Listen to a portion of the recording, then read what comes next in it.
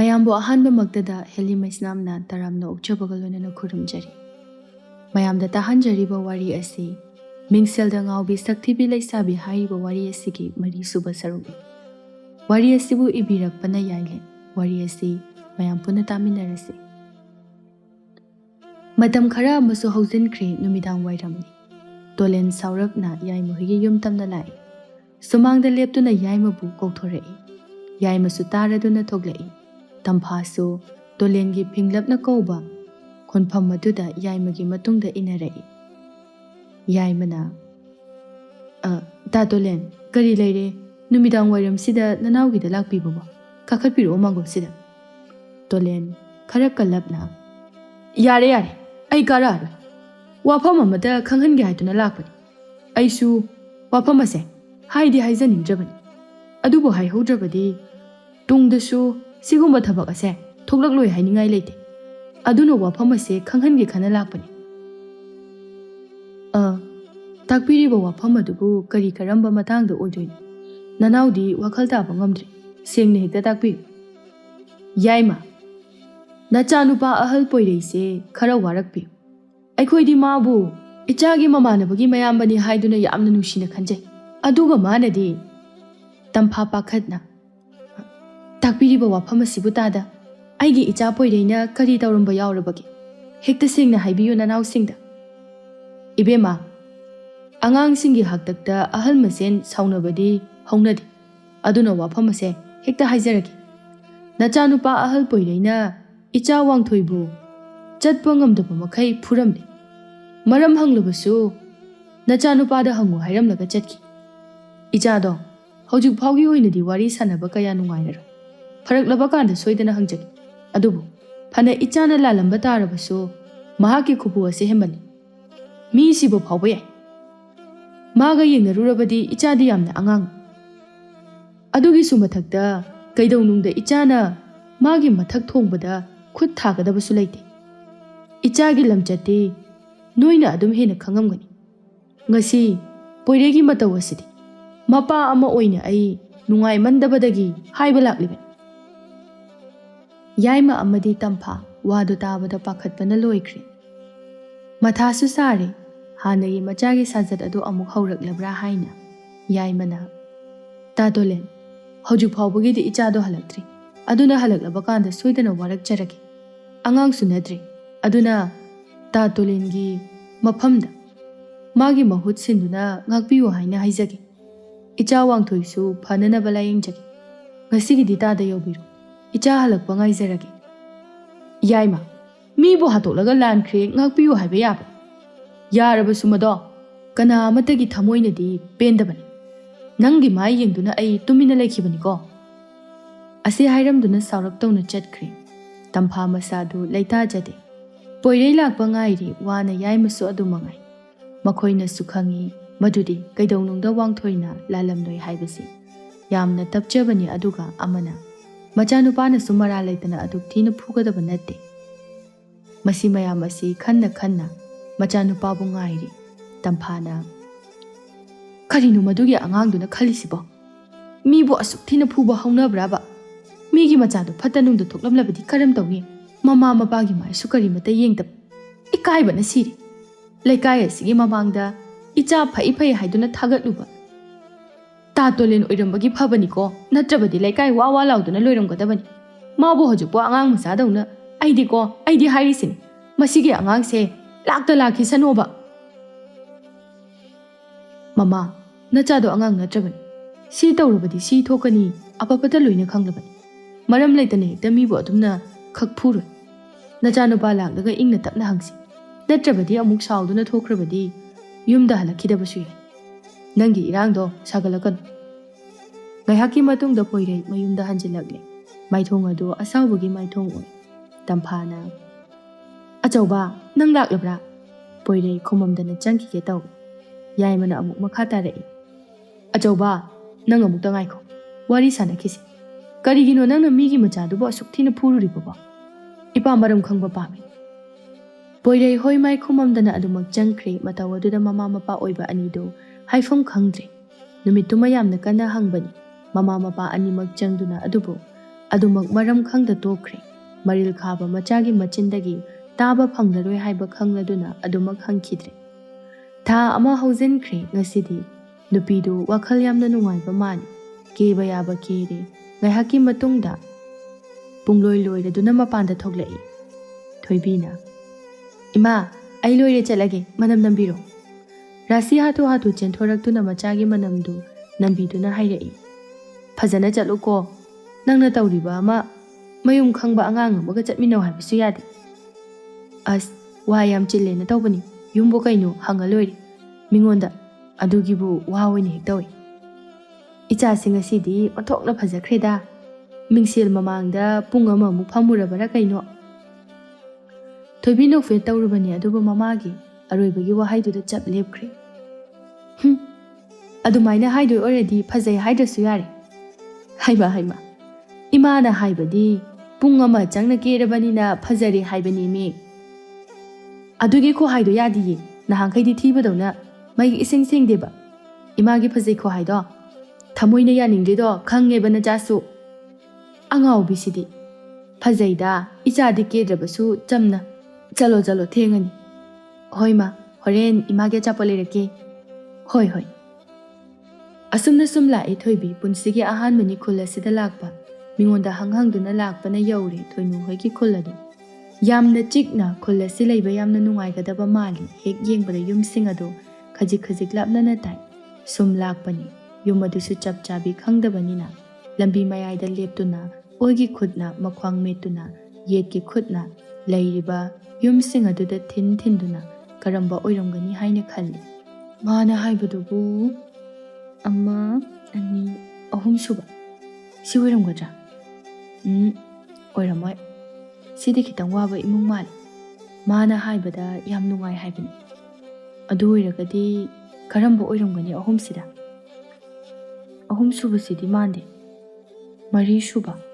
ꯅꯠꯇꯦ. 5 ꯁꯨꯕꯁꯤꯁꯨ ꯃꯥꯟꯗꯦꯅꯦ. ꯑꯗꯨ ꯑꯣꯏꯔꯗꯤ 6 ꯁꯨꯕ. ꯁꯤ ꯂꯩꯔꯦ. ꯁꯤ ꯑꯣꯏꯔꯝꯃꯅꯤ. ꯁꯤꯗꯤ ꯏꯅꯥꯛ ꯈꯨꯟꯕ ꯃꯥꯜꯂꯤ. ꯁꯤꯗ ꯍꯦꯛꯇ ꯆꯪꯉꯒꯦ. ꯑꯣꯏꯔꯝꯃꯦ ꯐꯔꯦ, ꯑꯣꯏꯔꯝꯗ꯭ꯔꯦ ꯐꯔꯦ." ꯑꯁꯤ ꯍꯥꯏꯔꯒ 6 ꯁꯨꯕ ꯊꯣꯡꯒꯥꯜ ꯑꯗꯨꯗ ꯆꯪꯂꯛꯂꯦ꯫ ꯍꯦꯛ ꯆꯪꯉꯛꯄꯗ ꯊꯣꯡꯒꯥꯜꯒꯤ ꯆꯪꯐꯝ ꯑꯗꯨ ꯅꯥꯀꯟꯗ ꯁꯝꯕꯜꯂꯩ ꯊꯥꯏ꯫ ꯈꯤꯇꯪ ꯁꯥꯡꯅ ꯆꯪꯉꯤ. ꯃꯁꯥ ꯌꯥꯝꯅ ꯅꯥꯟꯕ ꯏꯃꯨꯡ ꯃꯥꯜꯂꯤ꯫ ꯑꯗꯨꯃꯛ ꯌꯦꯡꯕꯗ ꯌꯥꯝꯅ ꯅꯥꯜꯂꯤ꯫ ꯁꯨꯃꯥꯡꯗ ꯂꯦꯞꯇꯨꯅ ꯀꯧꯔꯛꯏ꯫ "ꯍꯣ ꯊꯣꯏꯅꯨ!" ꯃꯈꯨꯠꯅ ꯃꯆꯤꯟꯗ ꯊꯝꯗꯨꯅ, "ꯍꯩꯁ, ꯑꯃꯨꯛ ꯑꯣꯏꯔꯝꯗ꯭ꯔꯗꯤ ꯆꯣꯞꯀꯅꯤ. ꯑꯗꯨ ꯑꯣꯏꯔꯗꯤ ꯃꯤ ꯂꯩꯕ꯭ꯔꯥꯅ ꯍꯥꯟꯅ ꯍꯦꯛꯇ ꯍꯪꯉꯒꯦ." ꯃꯈꯨꯠꯇꯨ ꯈꯖꯤꯛ ꯊꯥꯡꯗꯗꯨꯅ ꯀꯧꯕ ꯍꯧꯔꯛꯄꯅꯤ ꯑꯃꯨꯛ. "ꯌꯨꯝꯁꯤꯕꯨ ꯃꯤ ꯂꯩꯕ꯭ꯔꯣ? ꯌꯨꯝꯁꯤꯕꯨ ꯃꯤ..." ꯑꯗꯨꯕꯨ ꯆꯞ ꯂꯦꯞꯄꯤ꯫ ꯊꯥꯡꯗꯒꯤ ꯇꯧꯔꯝꯕ ꯃꯈꯨꯠ ꯑꯗꯨꯅ ꯂꯥꯏꯕꯛꯇ ꯍꯥꯏꯐꯦꯠ ꯄꯥꯏꯕꯣꯏ ꯅꯥꯟꯕꯣꯏ ꯇꯧꯗꯨꯅ ꯍꯥꯏꯖꯩ, "ꯑꯁ, ꯆꯣꯞꯄꯦꯗꯅ." "ꯀꯩꯅꯣ? ꯁꯤꯕꯨ ꯅꯣꯏꯒꯤ ꯌꯨꯝꯂꯥ? ꯑꯩꯕꯨ ꯀꯔꯥꯏꯗꯒꯤ ꯈꯜꯂꯒ ꯆꯪꯉꯨꯏꯅꯣꯕ? ꯌꯨꯝꯗ ꯃꯤ ꯀꯅꯥꯝꯇ ꯂꯩꯇꯕꯅꯤ. ꯊꯕꯛ ꯂꯣꯏꯅ ꯆꯠꯊꯣꯛꯅꯈꯤꯕꯅꯤ. ꯄꯣꯏꯔꯩ ꯌꯨꯝꯗ ꯁꯪꯕꯣꯏ ꯀꯩꯕꯣꯏ ꯃꯊꯟꯇ ꯍꯦꯛ ꯂꯩꯕ ꯇꯥꯟꯖꯥꯅꯤ. ꯃꯄꯥꯟꯗ ꯃꯤꯅ ꯀꯧꯈꯤꯕꯒꯤ ꯃꯈꯣꯜ ꯇꯥꯕꯗꯨꯗ ꯀꯅꯥꯅꯣ ꯈꯟꯅ ꯊꯣꯔꯛꯄꯅꯤ." ꯑꯗꯨꯕꯨ ꯊꯣꯏꯕꯤ ꯎꯕꯗ ꯈꯣꯡꯊꯥꯡ ꯑꯗꯨ ꯆꯞ ꯂꯦꯞꯈꯤꯕꯅꯤ꯫ ꯊꯣꯏꯕꯤ ꯋꯥꯗꯨ ꯁꯨꯔꯨ ꯅꯩꯁꯤꯟꯗꯨꯅ ꯍꯥꯏꯔꯛꯏ, "ꯌꯨꯝꯁꯦ ꯑꯣꯟꯅꯔꯕ ꯃꯥꯜꯂꯤ." ꯑꯁꯤ ꯍꯥꯏꯔꯒ ꯐꯤꯠ ꯂꯧꯊꯣꯛꯇꯨꯅ ꯆꯠꯈꯤꯒꯦ ꯇꯧꯏ꯫ "ꯉꯥꯏꯈꯣ!" ꯂꯨꯝ ꯂꯥꯎꯕ ꯈꯣꯟꯖꯦꯜ ꯑꯗꯨꯅ ꯃꯥꯕꯨ ꯈꯥꯝꯂꯛꯄ ꯑꯗꯨꯗ ꯊꯣꯏꯕꯤ ꯆꯞ ꯂꯦꯞꯄꯤ꯫ ꯃꯃꯥꯏꯗꯤ ꯑꯣꯟꯊꯣꯔꯛꯇꯦ, ꯑꯗꯨꯕꯨ ꯈꯣꯡꯊꯥꯡꯗꯤ ꯂꯦꯞꯄꯤ꯫ "ꯅꯪꯅ ꯑꯩ ꯎꯔꯒ ꯈꯪꯗꯕꯗꯧꯅ ꯆꯠꯀꯦ ꯇꯧꯔꯤꯗꯨꯅ ꯀꯩꯒꯤꯅꯣ? ꯀꯅꯥꯏ ꯃꯌꯨꯝꯅꯣ ꯑꯩꯉꯣꯟꯗ ꯍꯪꯕꯗꯤ ꯌꯥꯗꯕ꯭ꯔꯣ?" ꯊꯣꯏꯕꯤ ꯁꯨꯛꯇꯣꯛꯏ ꯄꯣꯏꯔꯩꯒꯤ ꯋꯥꯉꯥꯡ ꯑꯗꯨ ꯇꯥꯕꯗ꯫ ꯀꯩꯅꯣ ꯃꯁꯤꯒꯤ ꯗꯨꯔꯕꯥꯁꯥꯁꯤꯅ ꯑꯃꯨꯛ ꯈꯣꯟꯖꯦꯜꯒꯁꯦ ꯅꯧꯊꯔꯛꯏꯁꯤꯅ? ꯀꯔꯤ ꯄꯥꯝꯃꯤꯖꯥꯠꯅꯣ? ꯄꯣꯏꯔꯩ ꯃꯥꯡꯒꯣꯜꯗꯒꯤ ꯀꯨꯝꯊꯅ ꯃꯈꯥ ꯇꯥꯔꯛꯏ, "ꯀꯅꯥꯗꯅꯣ ꯑꯩꯅ ꯍꯪꯉꯤꯁꯤꯕꯣ?" ꯊꯣꯏꯕꯤ ꯏꯈꯪ ꯈꯪꯉꯤ. "ꯀꯩꯅꯣꯅꯤ, ꯌꯨꯝ ꯑꯃ ꯊꯤꯔꯛꯄ." "ꯑꯩꯅ ꯍꯪꯉꯤꯁꯤꯅ ꯀꯅꯥꯒꯤ ꯌꯨꯝꯅꯣ ꯍꯪꯕ. ꯈꯨꯝꯃꯤꯗꯣ ꯑꯣꯟꯅꯔꯦ." "ꯅꯪꯅ ꯈꯪꯉꯣꯏ. ꯅꯨꯄꯤ ꯑꯃꯒꯤ ꯌꯨꯝꯅꯤ. ꯌꯥꯔꯅꯤ ꯍꯧꯖꯤꯛꯄꯨꯗꯤ." "ꯑꯩꯅ ꯈꯪꯗꯕ ꯂꯩꯇꯦ. ꯃꯁꯦ ꯑꯩꯈꯣꯏ ꯂꯩꯀꯥꯏꯅꯤ. ꯃꯤꯡꯗꯣ ꯍꯥꯏꯔꯛꯑꯣ. ꯑꯗꯨꯒ ꯑꯃꯅ ꯋꯥꯔꯤ ꯁꯥꯟꯅꯕ ꯃꯇꯝꯗ ꯁꯥꯟꯅꯔꯤꯕ ꯃꯤꯗꯨꯗ ꯌꯦꯡꯉꯒ ꯁꯥꯟꯅꯅꯕꯅꯤ. ꯑꯗꯨꯒ ꯅꯪꯅ ꯌꯦꯡꯉꯤꯗꯨꯅ ꯀꯗꯥꯏꯗꯅꯣ?" ꯊꯣꯏꯕꯤ ꯁꯥꯎꯅꯤꯡꯅ ꯐꯠ ꯑꯣꯟꯁꯤꯜꯂꯛꯏ꯫ ꯍꯦꯛ ꯃꯤꯠꯆꯥꯟꯅꯩ꯫ ꯃꯤꯠꯌꯦꯡꯒꯤ ꯂꯥꯟꯅꯤ ꯁꯣꯛꯅꯔꯤꯕ ꯑꯗꯨ꯫ ꯑꯗꯨꯕꯨ ꯑꯥꯔꯊꯗꯤ ꯇꯣꯉꯥꯟ ꯇꯣꯉꯥꯜꯂꯤ ꯃꯤꯠꯌꯦꯡ ꯑꯅꯤ ꯑꯗꯨꯒꯤ ꯑꯃꯅ ꯅꯨꯡꯁꯤꯅ ꯌꯦꯡꯕ ꯃꯤꯠꯌꯦꯡꯅꯤ ꯑꯗꯨꯒ ꯑꯃꯅ ꯁꯤꯡꯅꯕꯒꯤ ꯃꯤꯠꯌꯦꯡꯅꯤ ꯂꯧꯁꯤꯟꯐꯝ ꯈꯪꯗꯕ ꯃꯤꯠꯌꯦꯡ ꯆꯞ ꯃꯥꯟꯅꯕ ꯈꯣꯟꯐꯝꯗ ꯍꯥꯏꯔꯛꯏ ꯅꯪꯅ ꯈꯪꯗꯕ ꯂꯩꯔꯝꯃꯣꯏ ꯅꯨꯄꯤꯒꯤ ꯌꯨꯝꯅꯦꯕꯨ ꯍꯥꯏꯔꯗꯤ ꯊꯣꯏꯕꯤ ꯆꯞ ꯂꯦꯞꯄꯤ ꯃꯈꯨꯠꯅ ꯃꯆꯤꯟ ꯑꯗꯨ ꯇꯞꯂꯞꯅ ꯊꯥꯖꯤꯟꯖꯩ ꯄꯣꯏꯔꯩ ꯅꯣꯛꯃꯤ ꯅꯣꯛꯃꯤ ꯅꯪꯅ ꯍꯥꯏꯔꯛꯇꯧꯗꯣ ꯈꯪꯕ ꯑꯗꯨꯒꯤ ꯑꯩꯁꯨ ꯍꯥꯏꯔꯛꯄꯅꯤꯗ ꯌꯥꯝ ꯆꯥꯟꯅꯗ꯭ꯔꯣ ꯏꯕꯥꯅꯤꯁꯦ ꯊꯣꯏꯕꯤ ꯏꯁꯧ ꯂꯥꯡꯂꯞ ꯇꯧꯕ ꯈꯣꯟꯐꯝꯗ ꯆꯥꯟꯅꯕ ꯅꯠꯇꯦ ꯁꯣꯏꯕꯅꯤ ꯅꯪꯒ ꯑꯩꯒꯗꯤ ꯃꯥꯂꯦꯝꯁꯤꯗ ꯈ꯭ꯋꯥꯏꯗꯒꯤ ꯆꯥꯟꯅꯗꯕ ꯃꯤꯁꯛꯅꯤ ꯂꯥꯜꯂꯤ ꯑꯗꯨꯕꯨ ꯃꯔꯩꯗꯤ ꯌꯦꯠꯂꯔꯣꯏ ꯅꯪꯅ ꯉꯝꯖꯔꯣ ꯑꯩꯅ ꯆꯨꯝꯃꯒ ꯅꯪꯗꯤ ꯃꯔꯩ ꯇꯧꯔꯤꯈꯩ ꯅꯨꯡꯉꯥꯏꯖꯕꯅꯤ ꯅꯠꯇ꯭ꯔꯣ ꯄꯛꯁꯨ ꯄꯛꯆꯕꯅꯤ ꯊꯣꯏꯅꯨꯒꯤ ꯌꯨꯝꯗ ꯊꯤꯔꯤꯗꯨꯕꯣ ꯀꯩ ꯂꯩꯒꯦ ꯃꯣꯏꯗ ꯉꯁꯤ ꯀꯩꯁꯨ ꯂꯩꯇꯦ ꯂꯥꯛꯅꯤꯡꯕꯒꯤ ꯂꯥꯛꯄꯅꯤ ꯁꯤꯗꯒꯤ ꯁꯨꯝ ꯆꯠꯂꯒ ꯌꯨꯝꯊꯣꯡ 4 ꯁꯨꯕꯗ ꯂꯩꯕꯗꯣ ꯃꯈꯣꯏꯒꯤ ꯌꯨꯝꯅꯤ ꯊꯥꯒꯠꯆꯔꯤ ꯃꯥꯕꯨ ꯂꯝꯂꯥꯟꯕ ꯑꯃꯒꯨꯝꯅ ꯊꯥꯒꯠ ꯋꯥꯍꯩ ꯑꯁꯤ ꯍꯥꯏꯔꯝꯗꯨꯅ ꯆꯠꯅꯅꯕ ꯃꯃꯥꯏ ꯂꯩꯈ꯭ꯔꯦ ꯃꯔꯩ ꯂꯣꯏꯔꯕꯣ ꯉꯁꯤꯗ ꯊꯦꯡꯅꯕ ꯃꯤꯒ ꯃꯔꯩ ꯌꯦꯠꯅꯗꯦ ꯑꯩ ꯑꯁꯤ ꯍꯥꯏꯔꯝꯗꯨꯅ ꯃꯄꯥꯟ ꯊꯣꯡꯗ ꯁꯥꯎꯁꯤꯟꯅꯗꯨꯅ ꯆꯠꯈ꯭ꯔꯦ ꯊꯣꯏꯅꯨ ꯍꯣꯏꯒꯤ ꯌꯨꯝ ꯇꯝꯅ ꯄꯣꯏꯔꯩ ꯅꯣꯛꯃꯤ ꯅꯣꯛꯃꯤ ꯇꯧꯗꯨꯅ ꯌꯦꯡꯖꯍꯧꯏ ꯃꯥꯕꯨ ꯁꯛꯈꯪꯗꯕ ꯑꯃꯒꯨꯝꯅ ꯉꯥꯡꯗꯨꯅ ꯆꯠꯈ꯭ꯔꯤꯕ ꯅꯨꯄꯤ ꯑꯗꯨꯗ ꯊꯣꯏꯕꯤ ꯏꯁꯧ ꯂꯥꯡꯗꯨꯅ ꯆꯪꯉꯛꯏ ꯊꯣꯏꯅꯨ ꯍꯣꯏꯗ ꯊꯣꯏꯅꯨꯅ ꯀꯩꯅꯣ ꯏꯁꯧ ꯑꯃꯨꯛ ꯇꯧꯗꯨꯅ ꯂꯥꯛꯏꯁꯤꯕꯣ ꯉꯁꯤ ꯈꯛꯇ ꯌꯨꯝꯗ ꯂꯥꯛꯄꯁꯤꯗ ꯍꯔꯥꯎꯐꯝꯒ ꯈꯪꯗꯦꯍꯦ ꯅꯪꯒꯤ ꯌꯨꯝ ꯊꯤꯕꯗꯅꯦ ꯃꯍꯥꯕꯗꯃꯥꯁ ꯗꯨꯔꯕꯥꯁꯥ ꯃꯀꯣꯛ ꯑꯗꯨꯒꯤ ꯌꯨꯝꯗꯨꯗ ꯍꯦꯛ ꯆꯪꯉꯨꯔꯤꯅꯤꯅꯦ ꯑꯩꯗꯤ ꯑꯦ ꯀꯅꯥꯒꯤ ꯌꯨꯝꯗꯅꯣ ꯍꯥꯏꯁꯦ ꯌꯥꯝ ꯈꯪꯁꯤꯟꯅꯗꯕ ꯁꯥꯔꯛꯀꯅꯨꯀꯣ ꯆꯤꯡꯈꯩꯅ ꯀꯅꯥꯅꯣꯅꯦ ꯏꯆꯜꯅ ꯑꯁꯨꯛ ꯊꯤꯅ ꯍꯥꯏꯔꯤꯕ ꯃꯤꯁꯛꯇꯨꯕꯣ ꯀꯅꯥ ꯑꯣꯏꯅꯤ ꯍꯥꯏꯕꯒꯦ ꯑꯩꯅ ꯍꯥꯏꯕꯕꯨ ꯅꯈꯣꯏꯒꯤ ꯁꯥꯗꯨꯗꯣ ꯅꯠꯇꯕ ꯗꯨꯔꯕꯥꯁꯥꯗꯒꯤ ꯍꯦꯟꯅ ꯁꯥꯊꯤꯕꯗꯣ ꯄꯣꯏꯔꯩꯔꯣ ꯏꯆꯜꯅ ꯍꯥꯏꯔꯤꯁꯤꯕꯣ ꯍꯣꯏ ꯑꯁ ꯂꯣꯏꯔꯦꯍꯦ ꯈꯨꯍꯥꯏꯒꯗꯤ ꯑꯩꯗꯤ ꯀꯅꯥꯅꯣꯅ ꯈꯜꯂꯨꯔꯒ ꯁꯤꯗꯒꯅꯦ ꯀꯨꯏꯅ ꯂꯩꯕ ꯉꯝꯃꯣꯏ ꯍꯣꯔꯦꯟ ꯈꯔ ꯉꯟꯅ ꯆꯠꯈꯤꯒꯦ ꯑꯩ ꯌꯥꯔꯣꯏꯍꯦ ꯀꯩꯅꯣ ꯃꯇꯝ ꯈꯔ ꯁꯤꯗ ꯂꯩꯔꯣ ꯍꯥꯏꯒꯦ ꯇꯧꯔꯤꯅꯦ ꯑꯩꯗꯤ ꯑꯦ ꯉꯝꯃꯔꯣꯏ ꯀꯩꯒꯤꯅꯣ ꯏꯆꯜ ꯑꯩꯈꯣꯏ ꯏꯕꯦꯝꯃꯁꯨ ꯂꯩ ꯄꯣꯏꯔꯩꯒꯤ ꯋꯥ ꯑꯣꯏꯔꯒꯗꯤ ꯀꯩꯁꯨ ꯈꯜꯂꯨꯅꯨ ꯃꯣꯏꯗ ꯂꯩꯗꯧꯁꯨ ꯅꯠꯇꯦ ꯑꯩꯈꯣꯏꯗ ꯂꯩꯕꯕꯨ ꯍꯣꯔꯦꯟ ꯅꯨꯃꯤꯠ ꯑꯗꯨꯝ ꯇꯥꯔꯅꯤ ꯏꯆꯜꯅ ꯌꯨꯝ ꯍꯟꯕ ꯍꯥꯏꯔꯤꯗꯣ ꯊꯣꯏꯅꯨꯁꯨ ꯃꯇꯦꯡ ꯄꯥꯡꯁꯤꯜꯂꯛꯏ ꯑꯗꯨꯅꯦ ꯌꯥꯔꯣꯏꯀꯣ ꯉꯁꯤꯗꯤ ꯂꯦꯛꯇꯕ ꯌꯥꯔꯣꯏ ꯄꯣꯏꯔꯩꯗꯣ ꯀꯩꯁꯨ ꯈꯟꯗꯕꯅꯦꯕ ꯑꯗꯨꯅꯕꯨ ꯏꯆꯝ ꯆꯝꯊꯣꯛꯏꯅꯤ ꯅꯪꯅꯗ ꯆꯝꯊꯣꯛꯅ ꯈꯟꯗꯕꯒꯤ ꯋꯥꯅꯤꯀꯣ ꯌꯥꯝ ꯐꯕꯅꯤ ꯊꯣꯏꯕꯤ ꯉꯛꯏ ꯊꯣꯏꯅꯨꯅ ꯄꯣꯏꯔꯩ ꯁꯨꯡꯌꯥ ꯌꯥꯗꯕꯅꯦ ꯑꯗꯨꯕꯨ ꯉꯁꯤꯗꯤ ꯐꯩ ꯀꯥꯏꯅ ꯍꯥꯏꯔꯛꯄꯗꯨꯗ ꯃꯥꯁꯨ ꯆꯝꯊꯣꯛꯈ꯭ꯔꯦ ꯃꯥꯅ ꯍꯦꯟꯅ ꯈꯟꯖꯤꯟꯕ ꯃꯥꯜꯂꯗꯨꯅ ꯅꯝꯗꯅ ꯂꯦꯛꯇꯣꯔꯦ ꯉꯁꯤꯗꯤ ꯅꯨꯃꯤꯗꯥꯡ ꯇꯥꯔꯛꯂꯕꯗ ꯆꯥꯛ ꯏꯁꯤꯡ ꯊꯣꯡꯕ ꯂꯣꯏꯔꯗꯨꯅ ꯆꯥꯅꯅꯕ ꯇꯧꯅꯔꯛꯂꯤ ꯊꯣꯏꯅꯨ ꯀꯔꯤꯒꯨꯝꯕ ꯑꯃ ꯅꯤꯡꯁꯤꯡꯂꯛꯇꯨꯅ ꯑꯩꯃ ꯑꯩꯗꯤ ꯏꯀꯥꯎ ꯀꯥꯎꯏ ꯏꯟꯖꯥꯡꯁꯦ ꯃꯝꯌꯥꯏ ꯍꯣꯏꯒꯤꯁꯨ ꯊꯤꯜꯂꯨꯗ꯭ꯔꯤ ꯊꯣꯏꯕꯤ ꯏꯕꯥꯅꯤ ꯊꯤꯜꯂꯨꯔꯒꯦ ꯇꯥꯃꯣꯁꯨ ꯂꯩꯇꯦ ꯏꯃꯥꯒ ꯕꯦꯝꯃꯒꯁꯨ ꯆꯥꯕ ꯍꯧꯕꯤꯔꯝꯃꯨ ꯕꯤꯅ ꯌꯥꯅꯤ ꯊꯤꯜꯂꯨꯔꯣ ꯉꯥꯏꯔꯝꯃꯒꯦ ꯀꯌꯥꯝꯕꯨ ꯀꯨꯏꯅꯤꯒꯦ ꯊꯣꯏꯕꯤꯅꯁꯨ ꯏꯅꯦ ꯁꯨꯝ ꯆꯥꯕ ꯍꯧꯔꯝꯃꯣ ꯍꯣ ꯆꯠꯂꯨꯔꯣ ꯊꯣꯏꯅꯨꯒ ꯊꯣꯏꯕꯤꯒꯗꯣ ꯏꯟꯁꯥꯡ ꯊꯤꯟꯕ ꯂꯥꯛꯏ ꯊꯣꯏꯕꯤꯅ ꯀꯌꯥꯝ ꯂꯥꯞꯀꯦ ꯂꯥꯞꯇꯦꯗ ꯁꯤꯗ ꯂꯩꯔꯦ ꯌꯨꯝꯗꯨ ꯌꯧꯔꯗꯨꯅ ꯄꯨꯟꯅ ꯆꯪꯃꯤꯟꯅꯔꯛꯏ ꯄꯤꯛꯇꯛ ꯇꯧꯅ ꯁꯥꯔꯤꯕ ꯌꯨꯝ ꯑꯗꯨꯗ ꯊꯣꯏꯕꯤꯅ ꯀꯩꯅꯣ ꯏꯆꯤꯛ ꯆꯤꯛꯏꯁꯤꯕꯨ ꯃꯤꯒ ꯑꯝꯇ ꯂꯩꯇ꯭ꯔꯖꯥꯠꯂꯣ ꯂꯩꯕꯅꯤ ꯂꯥꯛꯑꯣ ꯆꯪꯉꯨꯁꯤ ꯊꯣꯏꯕꯤ ꯁꯨꯛꯂꯞ ꯇꯧꯅ ꯑꯁ ꯇꯜꯂꯤ ꯌꯥꯝ ꯃꯝꯃꯤ ꯑꯩ ꯁꯤꯗ ꯂꯩꯐꯧꯒꯦ ꯂꯥꯇꯦꯟ ꯄꯥꯏꯔꯤꯗꯨꯗꯤ ꯅꯪ ꯍꯣꯏ ꯐꯔꯦ ꯂꯩꯔꯝꯃꯣ ꯅꯪ ꯆꯪꯕ ꯇꯜꯂꯗꯤ ꯋꯥꯍꯩꯁꯦ ꯍꯥꯏꯔꯝꯗꯨꯅ ꯊꯣꯏꯅꯨꯗꯨ ꯆꯥꯛꯈꯨꯝ ꯇꯝꯅ ꯆꯪꯈꯤ ꯃꯝꯌꯥꯏ ꯀꯧꯗꯨꯅ ꯊꯣꯏꯕꯤ ꯃꯨꯔꯨꯝ ꯁꯣꯜꯂꯤ ꯀꯩꯅꯣ ꯀꯅꯥꯝꯇ ꯍꯦꯛ ꯂꯩꯇ꯭ꯔꯕ ꯈꯪꯗꯦ ꯑꯁꯨꯛ ꯌꯥꯝꯅ ꯆꯤꯛꯄ ꯏꯃꯨꯡꯁꯤꯕꯨ ꯑꯩꯗꯤ ꯀꯤꯕꯨ ꯀꯤꯖꯩ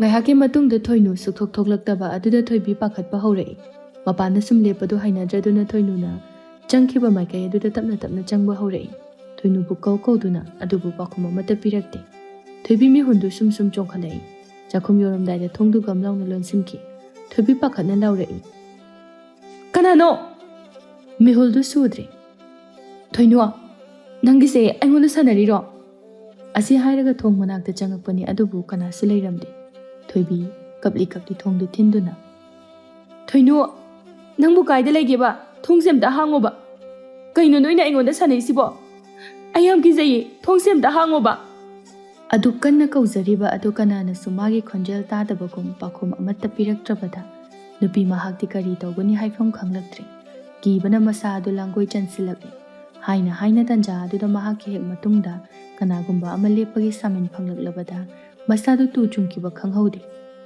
थाउमैगी मंगाल अदुदा तारिबा ममी अदु नुपा अमगी सबानी थोइबी सोर थिंक्रे मतिन अदु अमुक्तंग योथजा किमनबना अचिकपा मफम अदुदा तारई नुपी मागी मिहुलगी मखोल मतव अदुना ताकली साथीना पाखतले हाइबदो तारई तुंगलुमदगी लुम लाउबा खोनफमदा कौरई नुजा मागी मिंगलेन यामना नुंसीना खोंजेलदुबु ताबदा पंथबा तौदा ममाय अदु लैदुना यिंगलकपनी अदुबु खंगहौदे करंबा मतमदा हाइगतखिबा नुजा मागी खुदसा मिना कुप्पदा तारकलिबा अहोबा खुबाक मखोल अदु थोदुबु खुसाना नुंसी खंगदा थाख्रे नुपा मागी खजाइदा ममिचेना उइसिले पाखंग महाक्तु चैना अदु खांगलिब्रा अदुबु नत्ते थानिंगलिबा मखै थाजरसनु हाइना अयेतपा पीदबनी अदुबु खुबाक अदु अनिरक हन्ना थारखिद्रे मतव अदुदा मिट अदु खंगपांग पांगथोरई थोइबी मसादु निअगा लैमाइदा गित फमथकी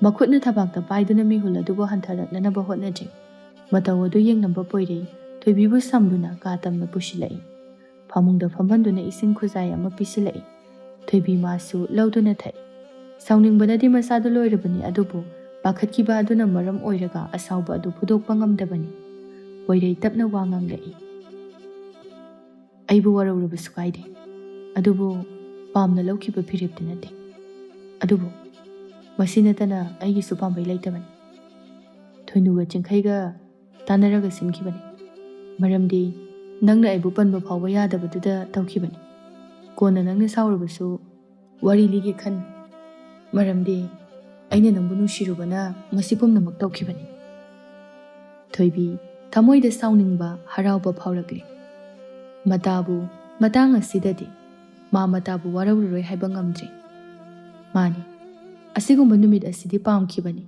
नुपा मागी मकादा लैबा फंगजनबा मंगलान कया सुमंखिबनी अदुबु ngasidi मताव असिगुमना नत्ते महाकना खनखिबा अदु मतंग असिददि थमोइदा हराउबदु ओइखेद्रे थोइबी चाकना हाइरई करिगी नसाना ngang-थोखिबा वाबु ngakpa ngamjadribano नुपा अमा ओइरगा मसी ओइरा माले मरुपता थाजबा थमगनु हाइबदु ngasiदगी कनादसु थाजबा थमख्रर अइगा असुकलुना तिनरकपा मामकनसु कैदौनुंदा नुमित असिबु कावबा ngamगदबा लैति अदुगा नंगबुसु आक्पिबा ngamदे नुपीबु लौनम तौरगा फारगा लौनी खलिबा नंगी वाखलदो कैनो मदुदसु नते मीगी थमोइबु कैसु लैतना खनबा नंबु अइना ngakपिबा ngamगनि हाइना खनब्रा पोइरै साउरक्ते अदुबु लाना खनखिबा वाखल अदुदा सेंतोरई नंगना खलिबदो लानगनि थोइनुगी मरालति अदुमना खनखिगन असी हाइरगा ngasiदगी नुमित खरगी ममांगदा थोखिबा वारिदो लिरई नुमित तारमदाइदा पोइरैदो चिंखैगी मनाक्ता लाक्तुना हाइररे